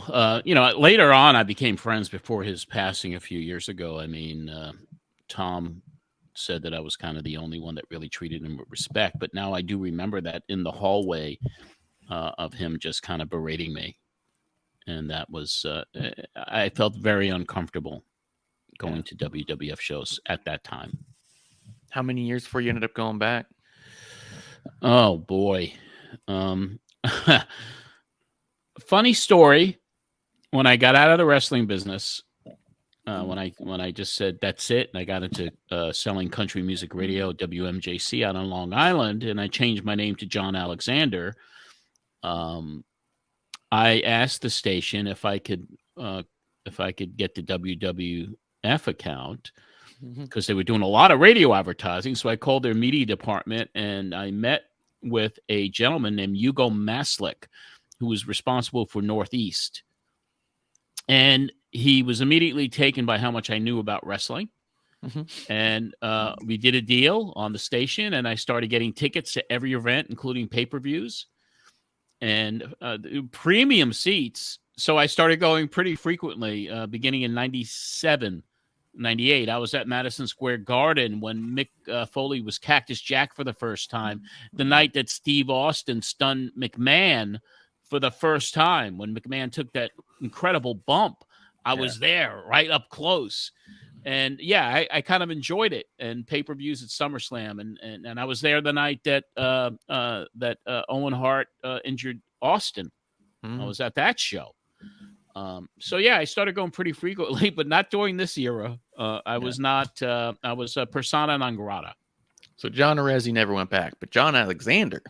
John Alexander certainly did. And I used to get those chairs too. Those we'd go out, we'd meet for breakfast every week on Long Island. And it was almost like a dual identity for me, because I'm John Alexander. And these are funny stories. We're at a diner on Long Island with the promotion director of WMJC, Pete Anastasiadis. And I'm sitting there having breakfast with Hugo. And who walks in? Taz. And I'm like, I went up to him to his table right away so he wouldn't come up to my table. And this is before Taz was in WWF. He was still in ECW, and said hello to him there, because I was like, I don't want to, tell this guy who I really am, even though he probably wouldn't know me from Adam anyway, because he was in a different department. And the other thing that was, I did a promotion, and I booked Sonny and Mick Foley at a car dealer called Huntington Honda for the radio stations out on Long Island. And I show up at the promotion, and they're, I knew both of them. And I was like, shh, I told, shh, just like, don't say who. So that facade went on for a few years until I moved to Nashville in 2000. But Hugo was a great guy. And he just like, you know so much about wrestling. It's amazing, how much you love wrestling. And not knowing that I had this history. That's fantastic.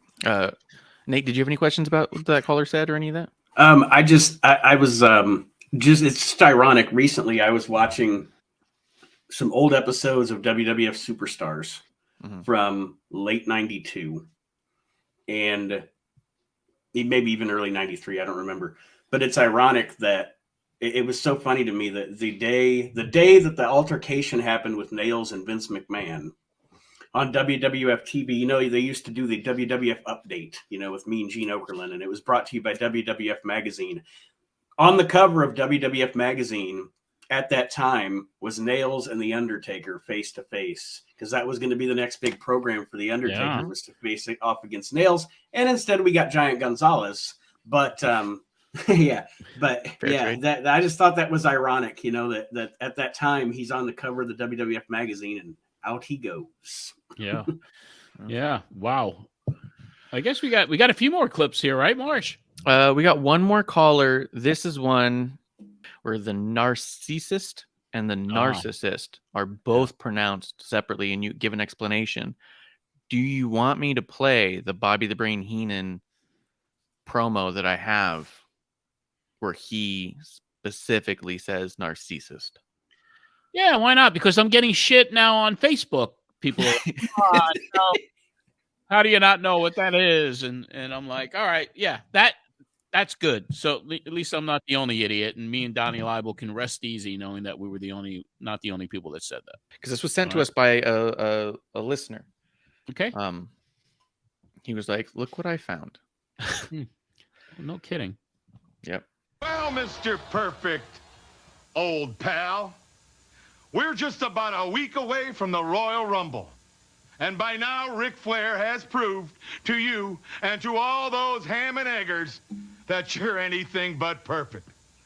But just to add a little icing on the cake, after you've been dumped on your head in the Royal Rumble and beat up by 29 other wrestlers, you're going to wish you never laid eyes on me.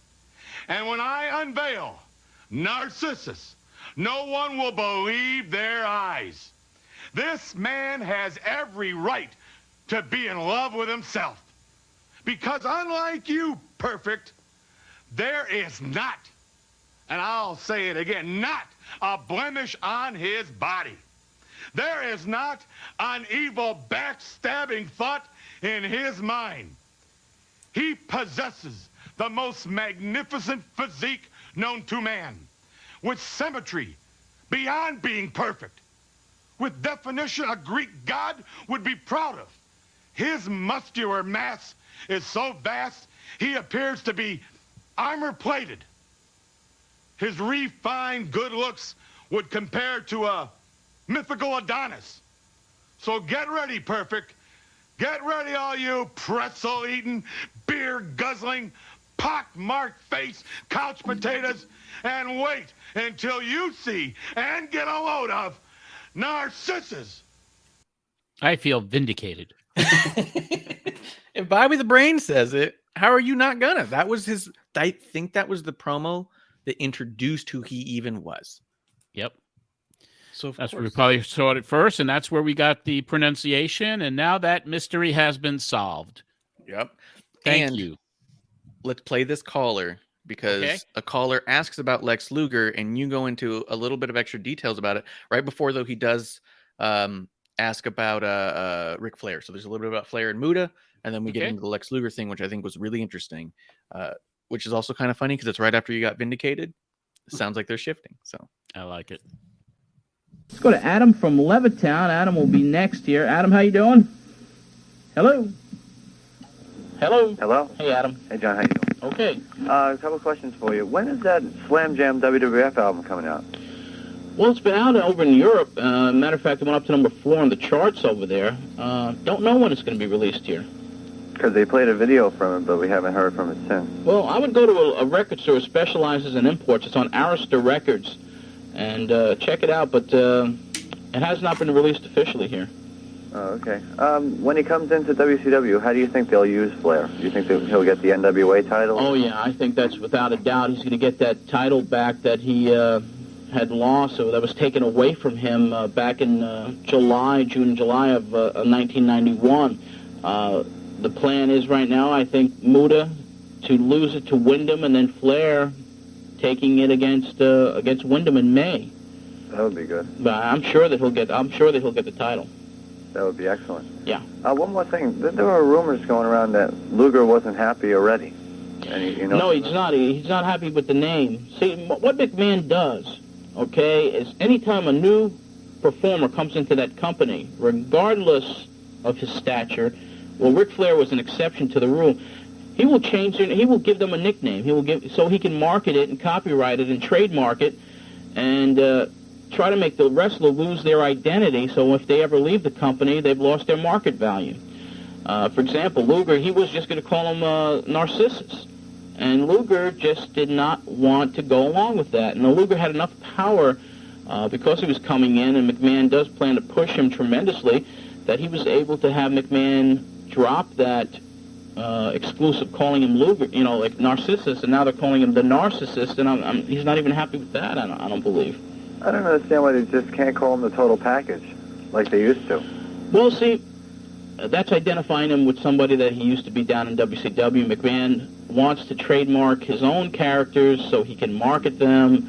For example, let's say Doink the Clown, okay? He created that character, Doink the Clown. Now, if Big Josh, who used to be Big Josh, Matt Bourne, if Matt decides to leave the WWF, he'll never be able to use Doink the Clown, even though that's what he's going to be known as for the rest of his life, It would be a blessing in disguise. Yeah, it would be for him, but that's what happens. Like with Mr. Perfect, Kurt Hennig, let's say Hennig leaves. He'll never be allowed to use Mr. Perfect again, but most people know him as Mr. Perfect.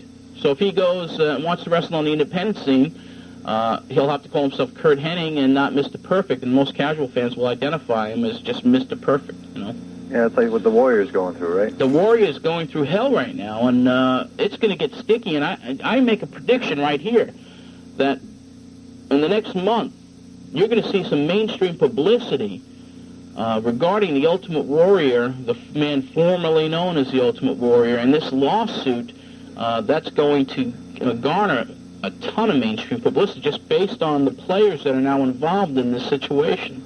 Yeah, because when the other scandals came out, it was like wrestlers who hadn't been around the Federation for a while. But now you have the Warrior, and people recognize him. Well, you also have the Justice Department, who was still interviewing wrestlers regarding an investigation on Titan Sports and the WWF. And I know for a fact that some big names are being brought in over the next few weeks to testify. Now, that situation is still bubbling under, but you certainly have not heard the end of that. There's going to be a lot of interesting things going on behind the scenes in the next few months. It should be interesting. Yes. Okay, John, thanks. Thanks for your call. Take care. There's a lot in that one, too. There was a lot in that. Because obviously the feds were, closing or circling around Titan Towers, and McMahon was going to get indicted before too long. And the Warrior situation, we have him coming on Pro Wrestling Spotlight within the next, from 30 years ago, over the next month. So yeah, we got to follow all of this here on the program, and pretty cool stuff. It's really cool stuff. And another one of those things that's still talked about 30 years later, IP and name changes are still the point in contention for a lot of fans.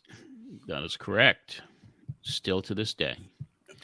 I do want to say thank you, though, to Chris Johansson. He's the one who sent us the Bobby clip, and also mentioned that Vince McMahon says Narcissist because of that video, too, either right before or right after he pitched to it. So, very cool. Thank you, Chris.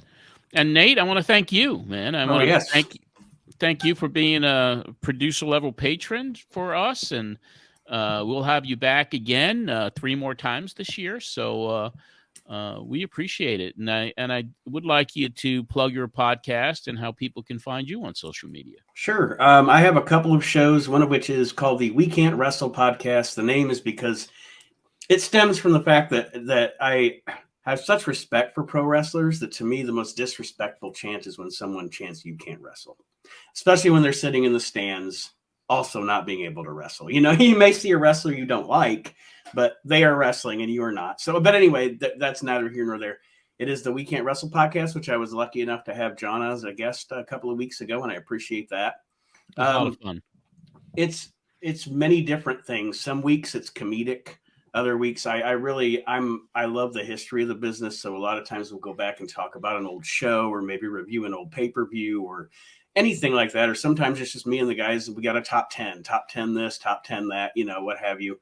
But it's a good time every time. And then the other show that I have is called Reliving the Extreme, which I host with my brother and also with Chad Austin, who used to wrestle in ECW and on the East Coast. Where actually every week we are week by week going through the history of ECW. I think coming up tonight, we're going to record a show talking about the ECW Hardcore TV from May 9th, 1995. So that's where we're at. Sandman versus Cactus Jack in a match that I dubbed, hey, let's see how often we can give each other a concussion match. There's so much craziness that goes on with them hitting each other in the head. And it's just insane. It's insane to watch it now with everything we know about CTE and all of that, just watching some of the reckless stuff from back then. But anyway, that's the other show, Reliving the Extreme. Definitely, if you want to check it out, we're on Facebook, we're on Twitter, anywhere you can find the We Can't Wrestle podcast and Reliving the Extreme. And I appreciate you giving me the time to discuss them. Oh, my pleasure. And I appreciate you. And I want to thank you for your time today, Nate. Thank you. Absolutely. Thanks, guys. Okay. Nate Maxon, one of our patrons on the producer level. And if you would like to become a patron, I mean, that's really important to us. $5 a month gets you in the door. And then there are other levels like Nate has that give you access to all kinds of content as well as personal appearances here on the show. So go to patreon.com/John Arezzi, take a look at all the levels and figure out which one is best for you. And I greatly appreciate it. And I want to thank, picked up about 5 new ones this week. So that's really cool to break that number, the 90 mark. So I'm happy that we're over 90 now. And also our eBay site is rocking right now. So there's all kinds of stuff up there. If you want to check out some really cool auctions of vintage wrestling photos, I got some Blassie stuff up there. I got bundle packages. Over my show, you can see I had a Mets jacket up there last week, which sold on eBay, a really nice ski jacket. Now I got a Sopranos baseball jersey from HBO that I got back in the day. We have caps. We have posters. I have a George from Lindenhurst t-shirt that's up there right now. It's only one of them. So you could go to this URL, ebay.com/USR/Matt-Memories and see the items and more being listed every single day. And I tell you what, Marsh, good one today. That's going to wrap it up. But I tell you what we're going to do, as I mentioned in the beginning of the program, we have, pulled the appearance from Lanny Poffo from February the 3rd, 1991. So we're going to close the show out, and that's almost an hour long. So look at it as kind of a bonus, but to pay tribute to Lanny Poffo. And Marsh, before we go into that, before I say goodbye, please let everybody know where they could find you on social media. Yeah, you can find me on Twitter at RefMarsh. You can find me on WrestlingOnTheRocks.com for all of our shows and stuff that I do on the side. You can find me talking with Medusa on YouTube.com/Queen of Carnage. That's the big one. We're going to be bringing her on soon too. Her book is coming out. And I looked at the archives, and she appears for the first time on Pro Wrestling Spotlight, April the 12th, 1993. And that's right around the time the book is coming out. So it's perfect timing to bring her on. So that's going to be really cool to do that. And we're reaching out to others to join us each and every week. We hope to have a guest, and so I'm digging what we're doing here. So thank you again to everybody. That's going to wrap up this edition of John Arezzi's Pro Wrestling Spotlight. You can join the private group at facebook.com/Pro Wrestling Spotlight Podcast and Radio Show. It's a little long, but it works. Our public page to share history is Matt Memories on Facebook. There's a private group there as well. The YouTube channel, I invite you all to check it out. The Andre episode is up there. You did a fabulous job with that, with all the visual elements, the clips, the photographs. It just is a spectacular looking show. So really check it out. It's youtube.com/Pro Wrestling Spotlight. Please subscribe to it. And if you're listening to this show on Apple, give it a 5-star review. That really helps us. Don't forget to check out our sister podcast, Matt Memories from Madison Square Garden, covering all the shows I covered from the Mecca of all arenas 50 years ago. The new show is out now from January 15th, 1972, covering that one, or 1973. There's also some cool 8mm clips from that first night I ever took movies at Madison Square Garden. That's on Patreon. And if you want to find me on social media, it's easy, at John Arezzi Instagram, at John Arezzi Twitter as well. I want to thank our producer and creative director, Marsh. I want to thank Patreon executive producers, Anthony Pyrus, who literally said, please say this to Bischoff, and I did. And I want to thank Joe Holloway, the other executive producer, and Nate, of course, and all the patrons for your support helping with the production costs for this show. And now we're going to segue right into the February the 3rd, 1991. Rest in peace, Lanny Poffo. We'll talk to you all next week.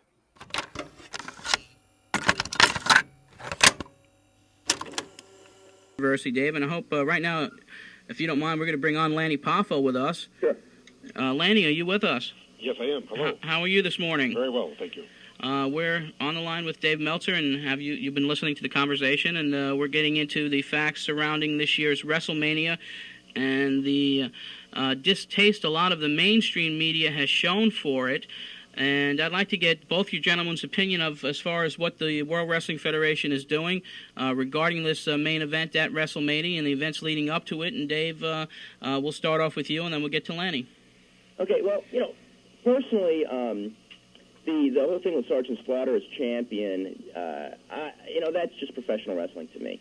So I don't really think that that's that big of a deal. But I think that I guess using the war as the backdrop to set the stage and the war terminology. I mean, the whole thing, it's not a secret. Anyone who watches the show sees this as a way that professional wrestling is using the, I'm trying to get the right word, play acting, the war to sell professional wrestling tickets. And I think that when you're using something that involves deaths of individuals to sell wrestling tickets, I think that is that crosses over the line. And that's just my opinion of the situation, yeah. Okay, and Lanny, of course, you, up until the recent time, have been an employee of Titan Sports and have been with them for quite some time. What is your opinion personally? I know you're not a spokesman for Titan Sports, but I know you probably have your personal opinions about the whole situation. Please give those to us at this time. Well, thank you. I'm taking a well-deserved vacation right now. I've had a neck injury, and I'm really enjoying some time off with my wife and daughter. And so I always make it a practice never to stick my nose in where I'm not really informed. And I have to admit that I've been on the sidelines, and I'm not really in the mainstream of the wrestling news right now. Okay. However, if I can just talk in glittering generalities and just skirt the issue, which Mr. Meltzer has so eloquently discussed, I do believe that, in a word, the reason that we are in the Persian Gulf is we are fighting for freedom, and freedom is expensive. And 200 years ago, as a matter of fact, 1791, the Bill of Rights were added to the United States Constitution, ensuring us freedom of religion, freedom of speech, freedom of the press, assembly, and petition. Now, there is not a thing that Vince McMahon is doing that is illegal. It is just an opinion, And I guarantee that any allegations toward the distastefulness of the World Wrestling Federation are born not out of patriotism, but jealousy. More people die from jealousy than heart attacks and cancer combined. Okay. There's another opinion that we're going to be getting here as well, and we're going to bring on Steve Beverly. And let me just fix our caller over right here. Steve, are you with us? I'm here, John. Okay, and Steve, as most people know, and Lanny, I don't know if you're associated or familiar with Steve Beverly, but he is also a television news director out of Tennessee. And Steve, I'm sure you have your own personal opinions on the situation. I know you want to give your input as well. You wrote perhaps your strongest editorial in Matt Watch regarding the situation, and let's get your opinion, not only from being in the wrestling industry, but also being in the mainstream media. Well, I've heard both views, and this is like anything else. And as Lanny just talked about a minute ago, we have a First Amendment that guarantees us a right to express ourselves in whatever way we care to do. I'm of the view that, and as I stated in my own column in Matt Watch this week, I have nothing against Vince McMahon making lots of money, as he has done so well the last 7 years. I have nothing against his right to present a wrestling program in any fashion that he so desires. However, I guess I look on this as a little bit of a different perspective than perhaps even both Dave and Lanny from this standpoint. I don't have a personal beef with Vince one way or another. He's done some things I've liked and some I have grossly not liked. It doesn't matter. He's going to do what he wants to do anyway. But I am of the view, and I'm looking at it from the perspective of being in West Tennessee, in a part of the country where we have 25,000 troops over there in the Persian Gulf. I've been in the homes of, and my staff has been in the homes of at least 50 of these families over the last few weeks. I've seen the kind of emotions these people are going through, and I think what I find extraordinarily distasteful about this is not a case of jealousy. It's a case of, I've looked at the personal standpoint of the war from a lot of these people, and we are seeing the war reduced to the lowest common denominator of fun and games on television. Now, one can look at the situation and say, well, we've always had the stereotypical German and Japanese villains in wrestling that were born out of war. That's true, but they were all done after those wars were over. One can argue that Vince McMahon made an extraordinary amount of money off the Sergeant Slaughter and Iron Sheik series that was done in 1984 and 85 that drew huge numbers of crowds and made them lots of money. That's also true. It was also done 4 years after we were out of Iran, and there was a catharsis for people that the situation was over with, but the American public had never been given an opportunity to say within a tasteful time period that we can finally get a release that we've gotten back at these people, and this was an opportunity to do this. I think that when lives are currently on the line, and we already have had our first casualties and our first deaths, and we are doing this at a time in which this is the primary factor involved. We've got people that are just sitting on the edges, and they're wondering whether or not their loved ones are going to be coming back. I just don't think this is the time to be doing this. Now, if once we're out of there, 2-3 years down the road, if they want to do a bit which, portrays an American becoming a traitor and sympathizing with Iraq, fine. It's over with. It's still not funny to people. It's still not an entertaining factor to people who have loved ones over there. If they want to do that, fine. But I think this is the very wrong time to be doing this, and I think that it's very offensive to a number of people, no matter whether Hulk Hogan is going on bases in posing. I think it's very offensive to a lot of people. I have gathered that from a couple of people who happen to know a little something about wrestling that have talked to me about this in the last few weeks that do have loved ones over there. That's in part my opinion.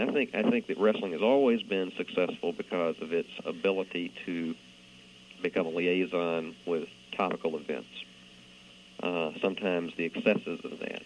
And that's probably always going to be true, but I still think timing is everything, and I think that in this case, timing is equivalent to very poor taste. That's my opinion, strictly. Okay, now, WrestleMania, over the past 7 years, has been a mainstream media event involving celebrities from all facets of the entertainment and sports world participating in either singing national anthems, guest referees, guest ring announcers, guest timekeepers, and the mainstream media pretty much, as of WrestleMania 1, really got involved, and Vince McMahon, to his credit, has made wrestling over the past 7 years into something that has been covered by mainstream media. However, with this particular situation, how do you think this will affect the relationship between professional wrestling and the mainstream media, and also perhaps the non-wrestling fan, those who are not really a fan who tunes into wrestling all the time? How do you think they will react overall to this particular situation? And any one of you can jump in. Maybe we could start with Dave. As far as and this is another thing, and this has just really come up with me personally. I would say within the last week or so, when this thing started to break, as far as professional wrestling is my business, and it's basically been my life for the last 8 years. Just like it basically, I'm sure, has been Lanny's life, and to a different extent, Steve's life. Although Steve has, his news directing and many other things that he's involved in, but he's got a passionate involvement with professional wrestling. And the personal embarrassment, and this has nothing to do with stuff that I've written, because most of these people don't even realize the stuff that I've written, of people that are friends of mine going way back, and even family members to professional wrestling, which, I've spent all these years trying to defend. It has been very, very tough. What I think has been the most unfortunate thing from my perspective of this is that if people looked at it and just said that there's one wrestling promoter or even one wrestling promotion that's doing this, okay, that's one thing, but they don't. They look at it and they go, geez, professional wrestling is so low. This is how low they would go to stoop to make money. And what's my defense? My defense is, you're right. It's like there's no defense left.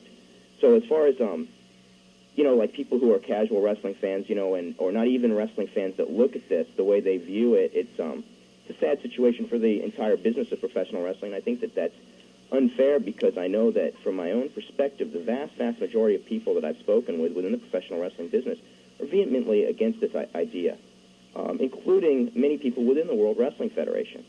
And I guess that that's one of the things that I find very unfortunate about the whole situation. Okay, Lanny, would you like to comment on that? Well, there's some very good merit in what Mr. Meltzer was saying, but we have to look at it another way. Now, you're talking about the mainstream media. Now, it is a known fact, and has been a known fact for ever since freedom of the press, that bad news sells best. And right now, the mainstream media has revived a sagging Nielsen rating problem with the war in the Persian Gulf. And as a matter of fact, talking about making money off the war effort, everybody is trying to do that, including the three networks, CNN, and every little organization going, every little tabloid. People feast on bad news. People love bad news. Bad news sells. Bad news works. Everybody wants to hear the dirt on somebody.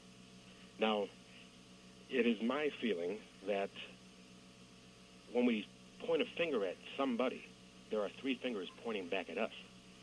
So we have to remember, live and let live, and there won't be any war. It's I don't pretend to be an expert on current events. I just read the USA Today and watch the same news shows that you all are watching. But I'm saying, Lockheed, McDonnell Douglas, I know they plan to capitalize on the war, and I'll bet we wouldn't even be fighting for freedom if the main export of the Persian Gulf was bananas. Mm-hmm. Well, Steve, would you like to comment also on that particular topic? Well, again, these are all valid viewpoints, and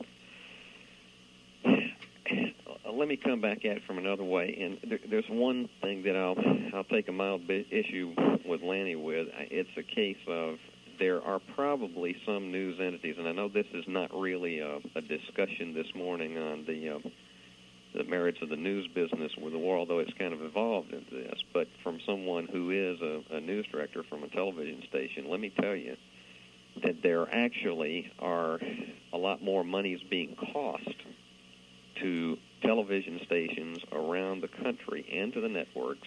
Now, CNN may be doing pretty well with it because their audience has jumped dramatically. That's somewhat of an ancillary offshoot of this. I can tell you that the television network news departments are going about $1 million a week over budget in the cost of covering the Persian Gulf War, and a lot of this is money that is not going to be recouped. Let me tell you why.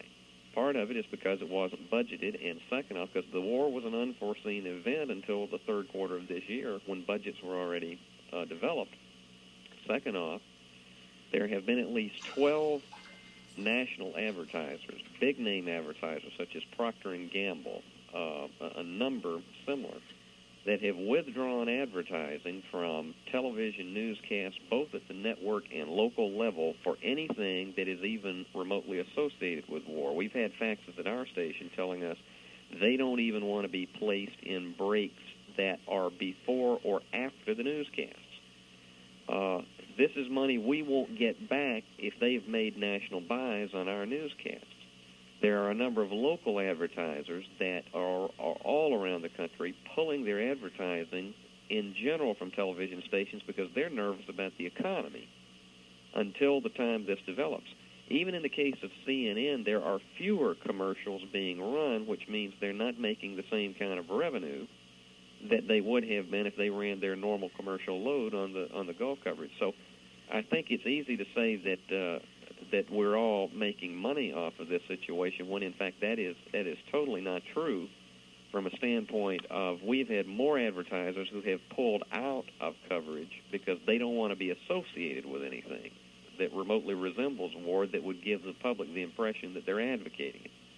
All right, now having said that, I would just you asked a question about the mainline media, and I have a mixed view on this to a degree. In one thing I've said in the last week, McMahon's nobody's fool, and I think that some of this controversy he's probably enjoying because it's gotten people talking, and that's part of what sells tickets, and the fact that it has become a cause celeb by some of us in the wrestling newsletter business does not cover the broad spectrum of people that are out there in the mainline media. I think that because of that, it at least has generated talk. The lasting question I have is once all this thing is over with and Hulk Hogan wins the title back, and before anybody says I'm giving anything away, I mean, their own PR guy said that in USA Today a few weeks ago, because he said this is going to be a happy ending for everybody. When this happens, what are we going to do after this? My question is, are we going to see Hogan going to a lot of bases after WrestleMania? Are we going to see a continued concern about this effort after the millions are made, as it will be on WrestleMania? I don't know. And I think that's where we're really going to see the long-lasting taste. If this is something that's just going to take us up to March 24th and then we forget about it, I think our question will definitely be answered at that point. I'm not sure the mainline media outside of this controversy is going to get that much into it because, John, in my view, the last 2 years, the mainline media hasn't really gotten into WrestleMania that big, at least on the scale that they did for the first three. There's been somewhat of a declining emphasis. Last year, there was maybe one small story in USA Today about on the Friday before.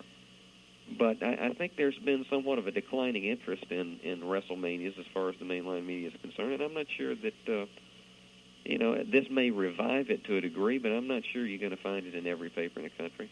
And, of course, reviving it hopefully won't mean it also being very criticized, as we hear reports of different newspapers around the country now coming out with articles against what is happening for WrestleMania 7. Now, what we have to do is take a commercial break, and if you three gentlemen don't mind, we'd like to keep you on a little bit longer. Can you guys hang with us a little bit longer? Sure. Okay, great. So we'll put you on hold now, and we'll take a commercial break, and we'll return with more with our special guests, Steve Beverly, Dave Meltzer, and Lanny Poffo. We'll return with more after this. This is Kevin Sullivan. Don't touch that dial, wrestling fans. The Pro Wrestling Spotlight with John Anthony Arizzi will return after a short timeout. Available for the first time on video, Excalibur Promotions, in conjunction with the Pro Wrestling Spotlight, presents the most talked about independent match of 1990. The Rumble in the River features the Death Island Classic outdoor encounter between Terry Funk and Stan Hansen. The match takes place in various sites from inside the ring to inside a muddy river, a classic encounter. Other matches from that card are included on this video. The cost, just $25, which includes postage and handling. Make your check payable to Excalibur Promotions, care of the Pro Wrestling Spotlight, 136 North Carl Avenue, Suite 125, Babylon, New York, 11702. Get your copy of The Rumble in the River. Supplies are limited. Order yours today. Let me tell you about the official limousine company of the Pro Wrestling Spotlight, Midnight Express. If you need quality limo service, whether it's for a wedding, sporting event, trip to Atlantic City, or just a night on a town, call Midnight Express. Competitive rates, reliable, prompt, and safe service. All cars have color TV, VCR, moonroof, telephone, and wet bar. All major credit cards are welcomed. Just call Pete or Nancy at 516-661-9326. That's 516-661-9326. Midnight Express won't let you down. Just ask the stars. Many New York Mets and several pro wrestlers use Midnight Express for their limo needs. Why? Because of excellence. Midnight Express Limo, the official limo company of the Pro Wrestling Spotlight. Approved publications of the Pro Wrestling Spotlight include, often called the New York Times of professional wrestling newsletters, it's the Wrestling Observer newsletter published by Dave Meltzer. Just $5 for 4 weekly issues. Sent to Post Office Box 1228, Campbell, California, 95009. On the same level, Matt Watch, published by Steve Beverly. Just $5 for 5 issues. Send it right to Steve Beverly at Matt Watch, 16 Robin Hood Lane, Jackson, Tennessee, 38305. Both these publications come with the highest recommendation of the Pro Wrestling Spotlight.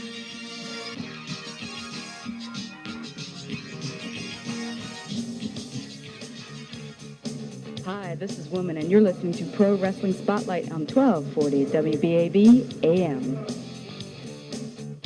Okay, we're back with the Pro Wrestling Spotlight, and we'll get right back on with our special guest, which includes Steve Beverly, editor of Matt Watch, Dave Meltzer, editor and publisher of Wrestling Observer newsletter. Dave also writes a weekly column in the National Sports Daily, and Leapin' Lanny Poffo recently departed, at least for now, from the World Wrestling Federation. Of course, Lanny also has a book out called Wrestling with Rhyme, and Lanny is one of the poets of the wrestling business, one of the only poets, and always entertaining to hear his poems in the ring. But we have a serious topic today, which is WrestleMania 7, and of course the big news, which hasn't been announced officially to the public yet, is that this big WrestleMania is being moved out of the Los Angeles Coliseum, and we can't bring the guests back on, and they're listening. We would like to basically touch on that now. Gentlemen, how do you think, even though for whatever reason the official reason is for them moving out of the Coliseum, because of all the negative press that's been taking place over WrestleMania, how do you think the moving of the site is going to be explained and or looked upon by everyone concerned, the fans, the media, etc.? Well, I think as far as an explanation, I think that I'm not sure what explanation they'll come up with. I'm sure that it has to do with security measures. As far as the real reason, the NFL kind of set a standard of the type of security that I guess maybe the Coliseum officials wanted. I really shouldn't even speculate on this, but they set a standard of a security system for their Super Bowl that was from what I understand, close to $1 million thing. And I think that perhaps if that's the standard, and the Coliseum wanted the WWF to install the same type of security, maybe they would have felt that it was better for them, rather than to do that, than just to go to a smaller building where there would be a lot less. I guess the odds of a real major problem would be greatly diminished being in an indoor facility with 15,000 people than in an outdoor facility with, let's say, 70, 80, 90, 100,000 people. Okay, anyone else want to comment, Steve or Lanny? I think that probably it'll be discussed as a security thing. Of course, the key reason Clash of the Champions was moved out of CNN Center in Atlanta this past week to the Georgia Mountain Center was largely because there has been tremendous tightness of security at TBS around the CNN building because of there have been fears and worries about potential terroristic threats there where the places that has been almost a communication center to the world. And the Clash was going to be held just right adjacent to the CNN headquarters, so they moved about 60 miles up the road because of the fears over the possible terroristic threats, what have you. And I'm sure that if, in fact, the move is accomplished, this is what's going to be said. I mean, there's no real other logical explanation for it. Okay, it's certainly going to be a public relations nightmare nonetheless. But not just picking on Titan Sports. I've talked to a lot of people this week, and I guess the war has everybody their nerves on edge, and then looking for reasons to pick on organizations that are even mentioning war in any of their telecasts. But World Championship Wrestling also has Wrestle War 91 coming up next month, and their promos have been, if you want to compare them to a war situation, even though they haven't mentioned the immediate situation with Iraq against the United States right now, but their promos have been pretty intense also as far as on a conflict type of situation. Can I get your opinions on WCW, and maybe should they tone down their promos as well? Yeah, I watched the show, of course, Wednesday night, and again TBS yesterday, and I have to admit I felt pretty embarrassed by listening to Brian Pillman scream, "We've declared war," 50 times in a 2-hour period. I don't think that they've been as blatant because the fact is they're not using the war as a backdrop for their leading angle for WrestleMania. Nevertheless, and as far as the name Wrestle War, that dates back to, I believe, 1989, the show in Nashville, and they've had an annual Wrestle War show, so that can be a defense, and it's a legitimate one. And as far as calling the main event War Games, the same thing. That name was, I think, coined by Dusty Rhodes in 1987 for this type of a match, which they were going to do. Nevertheless, the timing is pretty bad right now. The timing is very bad. The fact that the show was in Phoenix was, I believe, partially because they wanted a show from the desert.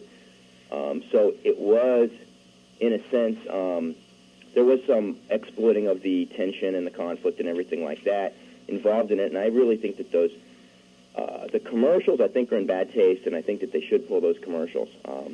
As far as the show Wednesday night, and I guess this is just how you take something. They had Ranger Ross out there, and he gave a very low-keyed thing, wishing best of luck to the troops abroad. And I felt that was in very good taste, and not because Ranger Ross is a legitimate military hero, just because I felt, I watched that, okay, and I said, this guy sincerely believes what he said, okay? Very low-key, not using it to get himself over. Now, when Dusty Rhodes made his speech and he was done, my first impression was Dusty Rhodes was using the war so he could get a big pop from the crowd. Hulk Hogan, on his Friday night special, I felt was using the war so he could portray Sergeant Slaughter as a villain, and he could portray himself as a stronger good guy when he was going on there, talking about the bases he's visited and all that, which the WWF itself said was not going to be used for any promotional purposes. And then they, showed films all over NBC on their own show. So I think that, I guess part of it just has to do with how you take certain things. But yeah, I mean, I think that those commercials should have been dropped. I think that they rubbed some people the wrong way. I know. I watched it with several friends yesterday, and they were just going, it was the same type of a thing. They're going, wow, these guys are almost as bad. And I said, you're right. They are. Mm-hmm. I have to say the same thing after watching the program yesterday. Personally, I just felt they were overdoing it. And once, because of all the controversy that surrounded this whole situation, when you looked at the promos yesterday, you felt deep down inside, hey, they should get rid of these and pull these promos, and hopefully they'll do so. Yeah, I thought they should have gotten rid of those promos, and I think they should have known enough by the fact that the controversy has been so strong, they should have known enough to say, wait a minute, we don't want to be grouped with them. We don't want to be grouped with the WWF when this all comes down. I think they should have been smart enough, and I think I'm kind of disappointed in them for not being smart enough to realize that they were falling into a trap by continuing to run those promos. Mm-hmm. Let me say, my station carries the worldwide show, and I was equally uncomfortable. I guess probably more so. I was somewhat last week, but I was really uncomfortable with it this week because it seemed to be coming in far more repeated fashion, far more often. And my station in Jackson, Tennessee, has made a decision to pull the spots whether they do or not. Okay, so that's a decision on your station, and something that the World Championship Wrestling should certainly consider at this point. For the next 10 or 15 minutes, to wrap up this particular segment, we'd like to get the opinions of the fans out there by calling area code 516-955-1240. You can give your opinion and talk to our special guests, Steve Beverly, Dave Meltzer, and Lanny Poffo. And I just want to remind everybody that hopefully if Lanny can hang out with us after the top of the hour break, we'll get into a little bit about his career and everything leading up to this point, because there's a lot of people who would like to talk to Lanny Poffo regarding wrestling, and we'll try to get back to a lighter note here after the first hour of the program. So we're going to take your calls and comments for our guest right now, and the phones are lighting up, and we'll be taking our first call momentarily. I think we already have him on the line, and let's just punch him up on the computer screen and see who we got. Mike, how you doing? How you doing, John? Okay. I just want everybody to realize that it's just wrestling. I know a lot of people take it seriously, but you can't really get a heart attack over it. They already bring in the WCW, and that's just their name for it. You know what I mean? Like Wrestle War 90. Right. Like they've been doing that, and I think I've seen promos last year like that too. Well, we weren't in war last year either. That was the whole situation. As far as with the WWF situation. I just have to look at it this way. If you're not a wrestling fan, if you're just someone out there who happens to turn on the television and sees Sergeant Slaughter holding up an Iraqi flag right now, or Sheik Adnan al-Kaisi talking about Saddam Hussein, it's something that, as a wrestling fan, someone who's been in the business for a long period of time, you're used to a lot of outrageous things in professional wrestling, but someone who is not a fan may look at it a little bit differently. And just touching on another point before we take our next caller, I understand that to continue on with this situation, in the next WWF magazine that's being shipped right now to the distributors, there is an article that continues on with the theme with Saddam Hussein. Dave, would you like to comment on that? Do you know anything more about that? Well, as strange as that is, I actually have the article right in front of me. I believe subscribers were getting the magazine on Friday and Saturday, and it goes very hardcore, talking about how Slaughter has already received a medal, I believe, from Saddam Hussein, and talking about how they're going to have a big parade with Adnan, Saddam Hussein, and Sergeant Slaughter in Baghdad, and things like that. So, and it's the top of the story has an Iraqi flag and a U.S. flag, and of course Sergeant Slaughter and Adnan are under the Iraqi flag wearing their Arabian headdresses, and of course Hulk Hogan is under the U.S. flag. So yeah, that I guess people will be getting, and I guess it'll be coming to the newsstands at some point this coming week. Well, that's certainly going to drum up even more controversy, because that really... That's a little bit too extreme in my opinion. Personally, let's get back on the lines right now. Andrew from St. James, you're on the air. Yeah, how you guys doing? Okay. I have a comment and two questions about WrestleMania. First, my comment is, I heard that some Iraqi leader called up the WWF and said don't mention Saddam Hussein during their wrestling programs and Sergeant Slaughter. Okay, you're talking about one of their ambassadors maybe calling up someone from the U.S. Embassy. Have you heard anything else about that, guys? Anybody, any of our guests? As far as someone from the government of Iraq calling up the Titan Sports office or having a message relayed through the United States Embassy regarding having Vince McMahon and Titan Sports not mention Baghdad or Saddam Hussein anymore? I guess about a week or two before the war broke out, I think there was a story circulating. Another reporter basically told me that that's the word that they had received, that I guess someone at the Iraqi embassy was upset about the whole situation. I guess that they didn't like being part of a human cartoon either. Mm-hmm. Okay, let's take our next caller. Zach from Queens, first-time caller here at the Pro Wrestling Spotlight. Zach, are you with us? Yes, I am. Go right ahead. Okay, And please turn your radio down. Excuse me? Turn your radio down, please. Okay, 1 moment. We'll give him another few seconds. Okay, I'm back. Okay, Zach, what do you have to say? Okay, I think it's kind of asinine in the way that Vince McMahon is handling this whole thing with Slaughter. Sergeant Slaughter, supposedly a U.S. Marine. You would think that he would be a positive role model in the WWF, being a Marine. You would think they would promote him as a hero, Marine, first of all. And second of all, his manager, who at one time wrestled as Billy White Wolf, American, all this. I think the whole idea of Sergeant Slaughter being a traitor, and they should keep the war out of. There should be professional wrestling, entertainment. Okay. There shouldn't be, any involvement with national or international politics at all.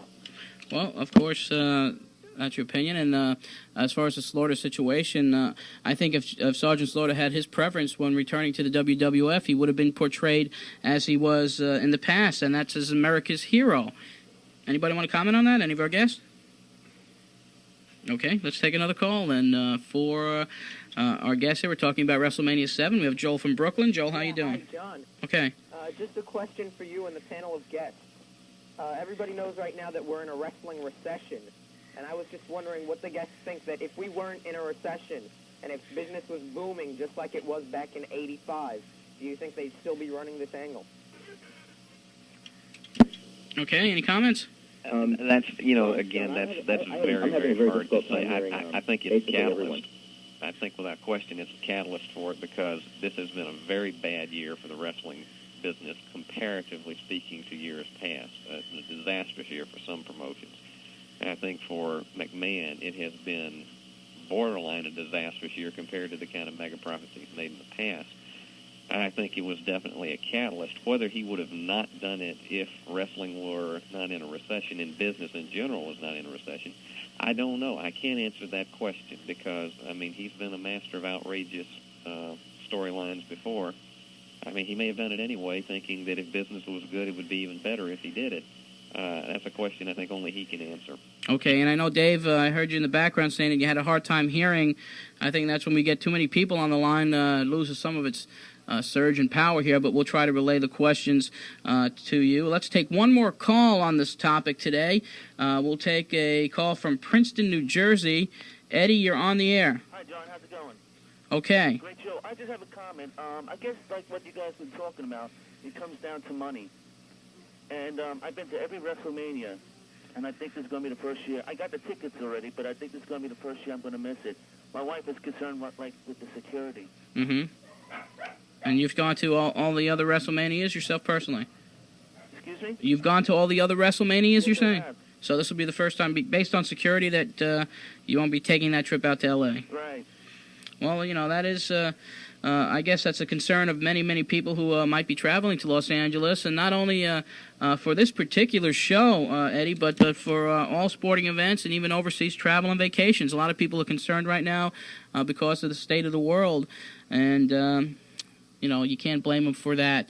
Listen, we're going to wrap up this particular segment with our guest, Lanny Poffo. Are you there? Yes. Okay, Lanny, we'd like to keep you on if you don't mind, because we have a reporter, Don Leibel, wants to talk to you a little bit about some of your career, and we'll get to a little bit of a lighter note here for our second hour of the Pro Wrestling Spotlight. So if you could please just hang on with us, and we'll get with you in just a few minutes, and we'll talk wrestling with you.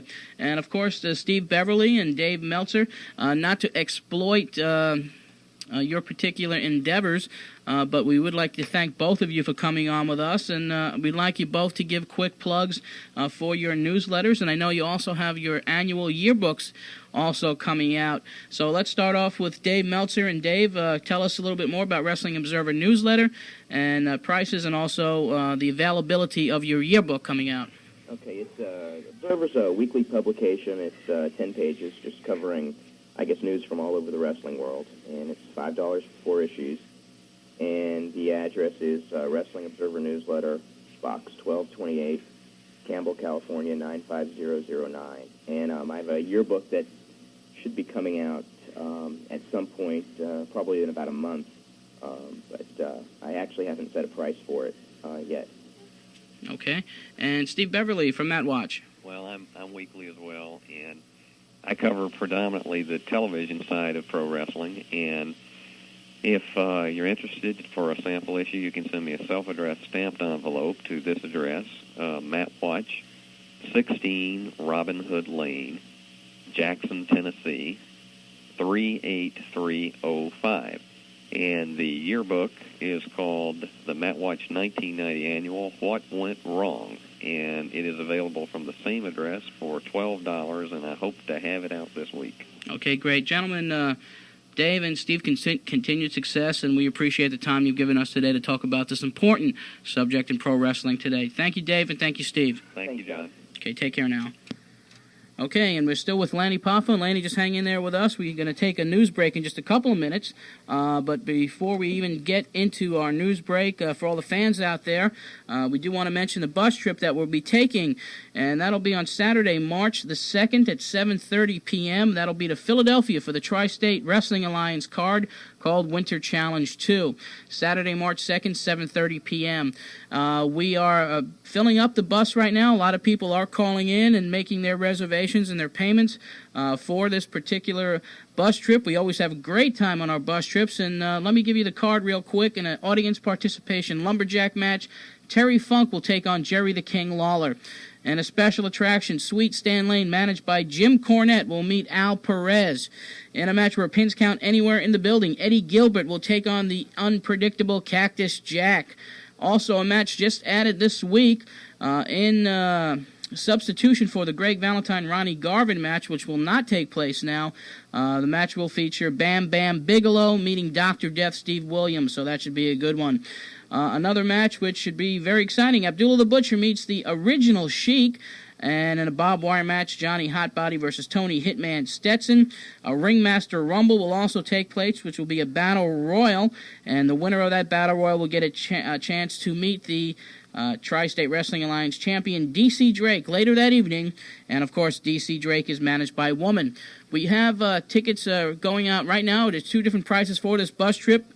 We will have a price of $35 if you'd like to get general admission seating and a round-trip bus fare. But if you like the ringside seats, which will be 2nd, 3rd, 4th row, it's $50 a person. That, of course, is round-trip bus fare from New York to Philadelphia. We'll have 2 pickup points, one here on Long Island and one in Queens. So if you'd like to make your reservation, you can do so by calling me during the week at 516-587-1023. And we're going to be back with more with Lanny Poffo right after the AP news break at the top of this hour. We'll be back with more after this.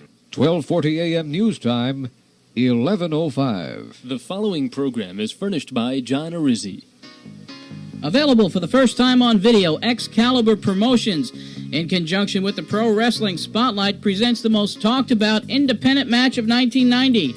The Rumble in the River features the Death Island Classic outdoor encounter between Terry Funk and Stan Hansen. The match takes place in various sites from inside the ring to inside a muddy river, a classic encounter. Other matches from that card are included on this video. The cost, just $25, which includes postage and handling. Make your check payable to Excalibur Promotions, care of the Pro Wrestling Spotlight, 136 North Carl Avenue, Suite 125, Babylon, New York, 11702. Get your copy of The Rumble in the River. Supplies are limited. Order yours today. Hi, this is Terry Taylor. You're listening to the Pro Wrestling Spotlight on 1240 WBAB AM. Okay, we're back with the second hour of the program here, 1240 WBAB AM. And I think we pretty much had enough of the wrestling war topic for this week. It's something that we had to touch upon because of the big developments that's been happening all week long, and just the fact that WrestleMania is being moved out of the Los Angeles Coliseum is a major, major story in the wrestling world, and all the events that have been taking place with the media regarding this WrestleMania. Hopefully we'll be able to talk about some other things in the program. We're going to open up the phone lines in just a little bit, so hang in there with us. We have Lanny Poffo on the line, and we'll be getting with him momentarily. And also, Dan, if you can, I'm just trying to get Don Leibel on the phone right now, and I just need him to call in, and we're going to be speaking to Don and Lanny coming up here in the next minute or so. Also, just before the break, we mentioned about the bus trip, and I do want to give the phone numbers again. We are filling the bus up nicely now. We should anticipate a sellout on the bus trip. That's taking place Saturday, March 2nd, 7:30 p.m., Philadelphia Civic Center. And we'll, of course, have 2 pickup points. The number to call to reach me this week, once again, is 516-587-1023. Just leave a message for me, and I'll get back to you during the week. There are a couple calls that I got that I did not answer yet, so hang in there. I'll probably get to you today or tomorrow regarding this bus trip. But we hope that everyone comes, because we always have a great, great time.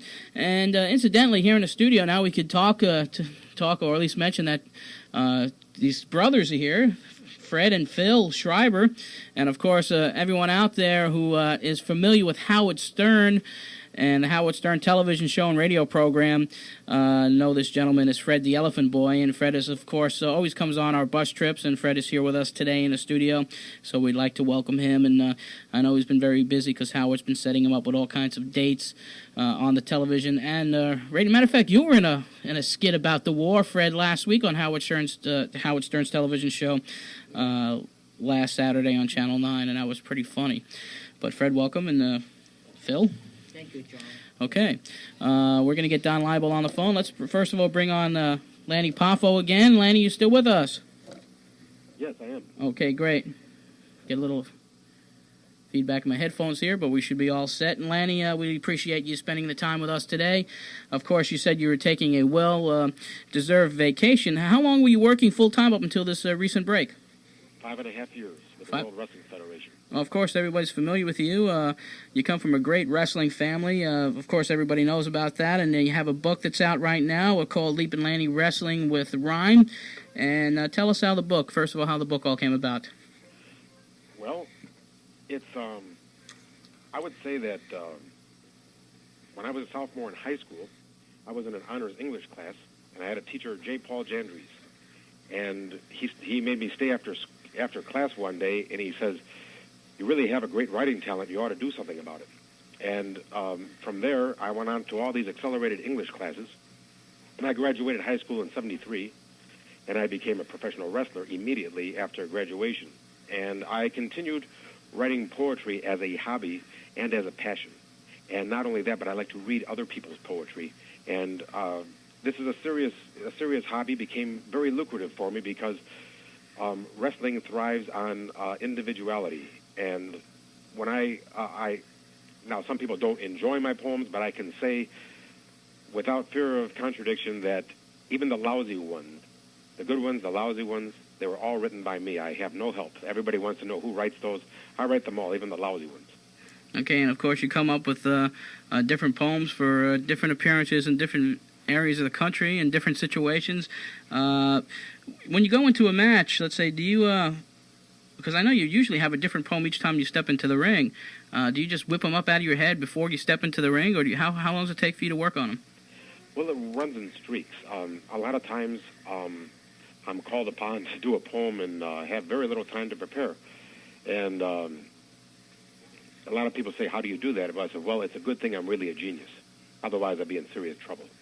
And that's where the name Genius came in when you were working with the WWF. And, of course, you served as valet for Mr. Perfect, and you've done all kinds of things in WWF, and one of the most agile individuals to step inside the ring, very acrobatic in there. We're going to be joined right now by Don Liable from upstate New York. And, Don, how you doing? Very good, John, and it's a pleasure to be able to talk with Lanny Poffo once again. And Thank you very much. And have you ever met Lanny before? A couple times when he's been into Utica, New York, I've always greeted him with a hello from our mutual friend Boyd Pierce. Okay.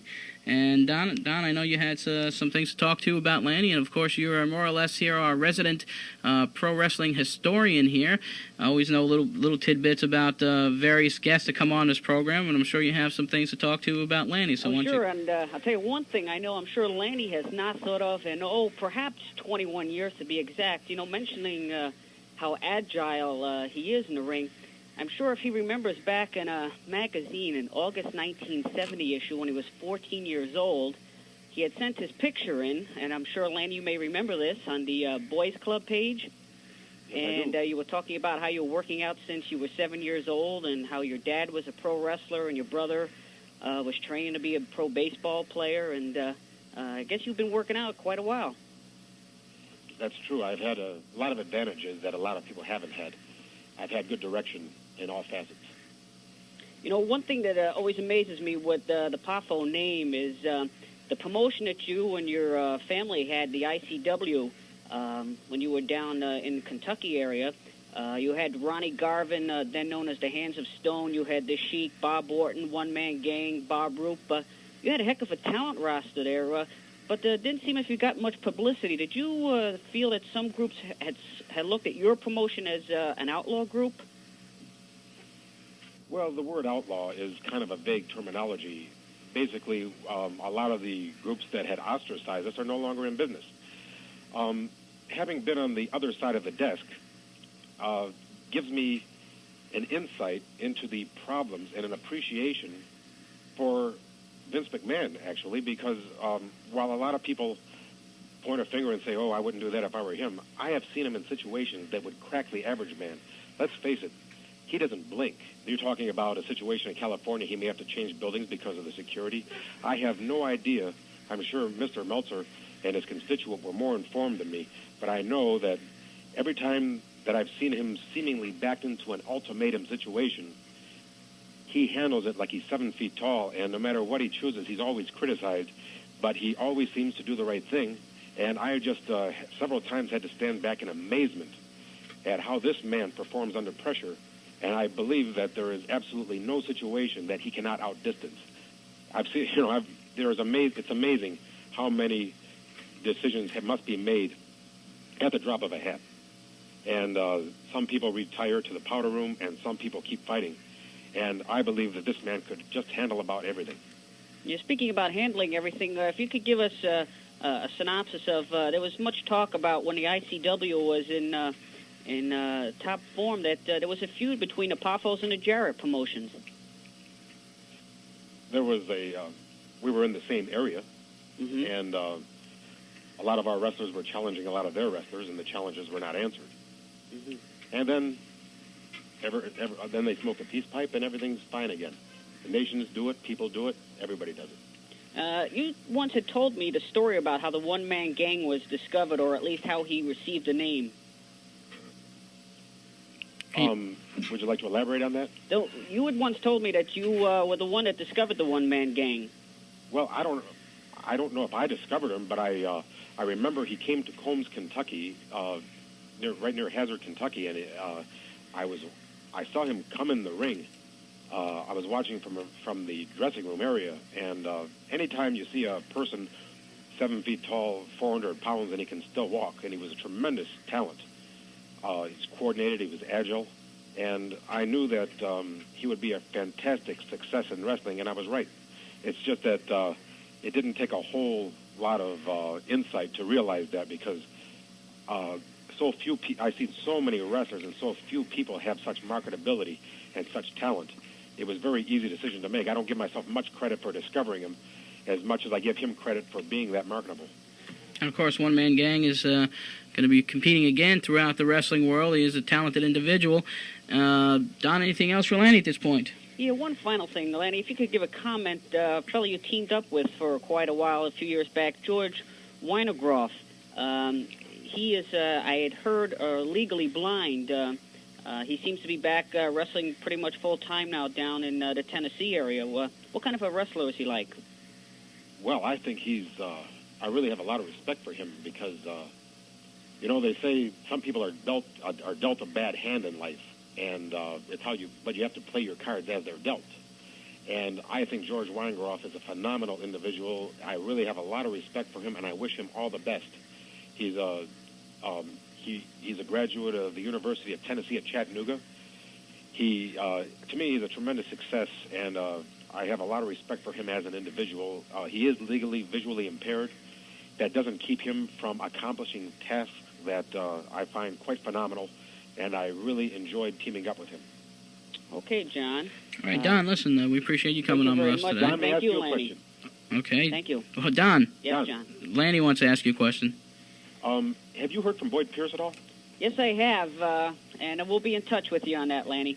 Okay, I would really like to get back with him. Okay. And there's a poem about Boyd Pierce in my book. That's right, and he has seen it. Thank you very much. All right, thank you. Okay, thank you, Don.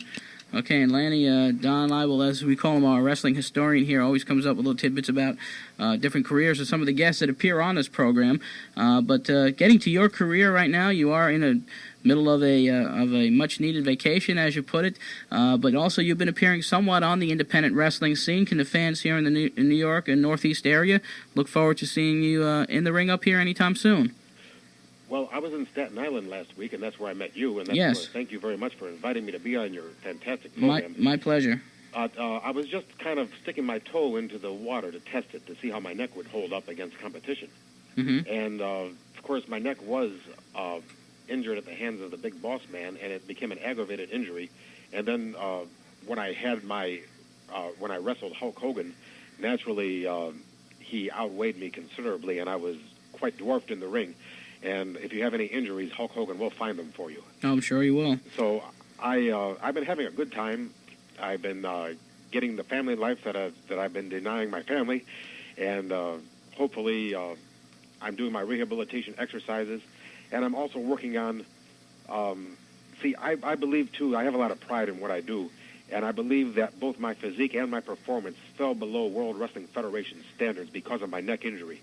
So rather than go out there and embarrass myself, I would rather wait until I can be proud of myself and then go back to the wrestling career and take it up and try to even eclipse the past accomplishments.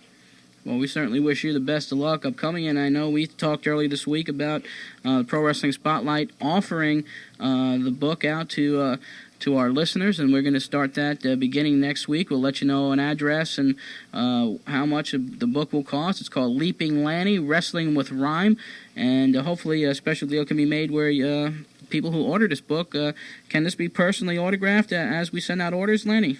Absolutely. I've always believed. I remember when I was 12 years old, I asked a very important star for his autograph, and he told me to buzz off. And he didn't say buzz, but I did buzz off. I buzzed off for about 3 days. But after those 3 days were over, I decided if the situation were ever reversed, and if somebody thought enough of me to ask for my autograph, I would never be too busy to sign it. You got to remember where you came from. And you know something, it's really an honor to sign an autograph for somebody, and it doesn't matter how old they are. It doesn't matter, hey, it's not for me. I've heard all the stories. People are embarrassed to ask because I don't blame them at all. They get rejected all the time. Mm-hmm. Well, hopefully there'll be more stars like you who don't mind giving autographs, because it is a thrill for any wrestling fan to get an autograph of the hero. And Lanny, we'd like to thank you very much for coming on the air with us today. And you spent a great deal of time with us this morning on a Sunday, and we got a little bit serious in the first hour, and hopefully for all the fans out there, they'll get an opportunity to see you upcoming, either returning to WWF or appearing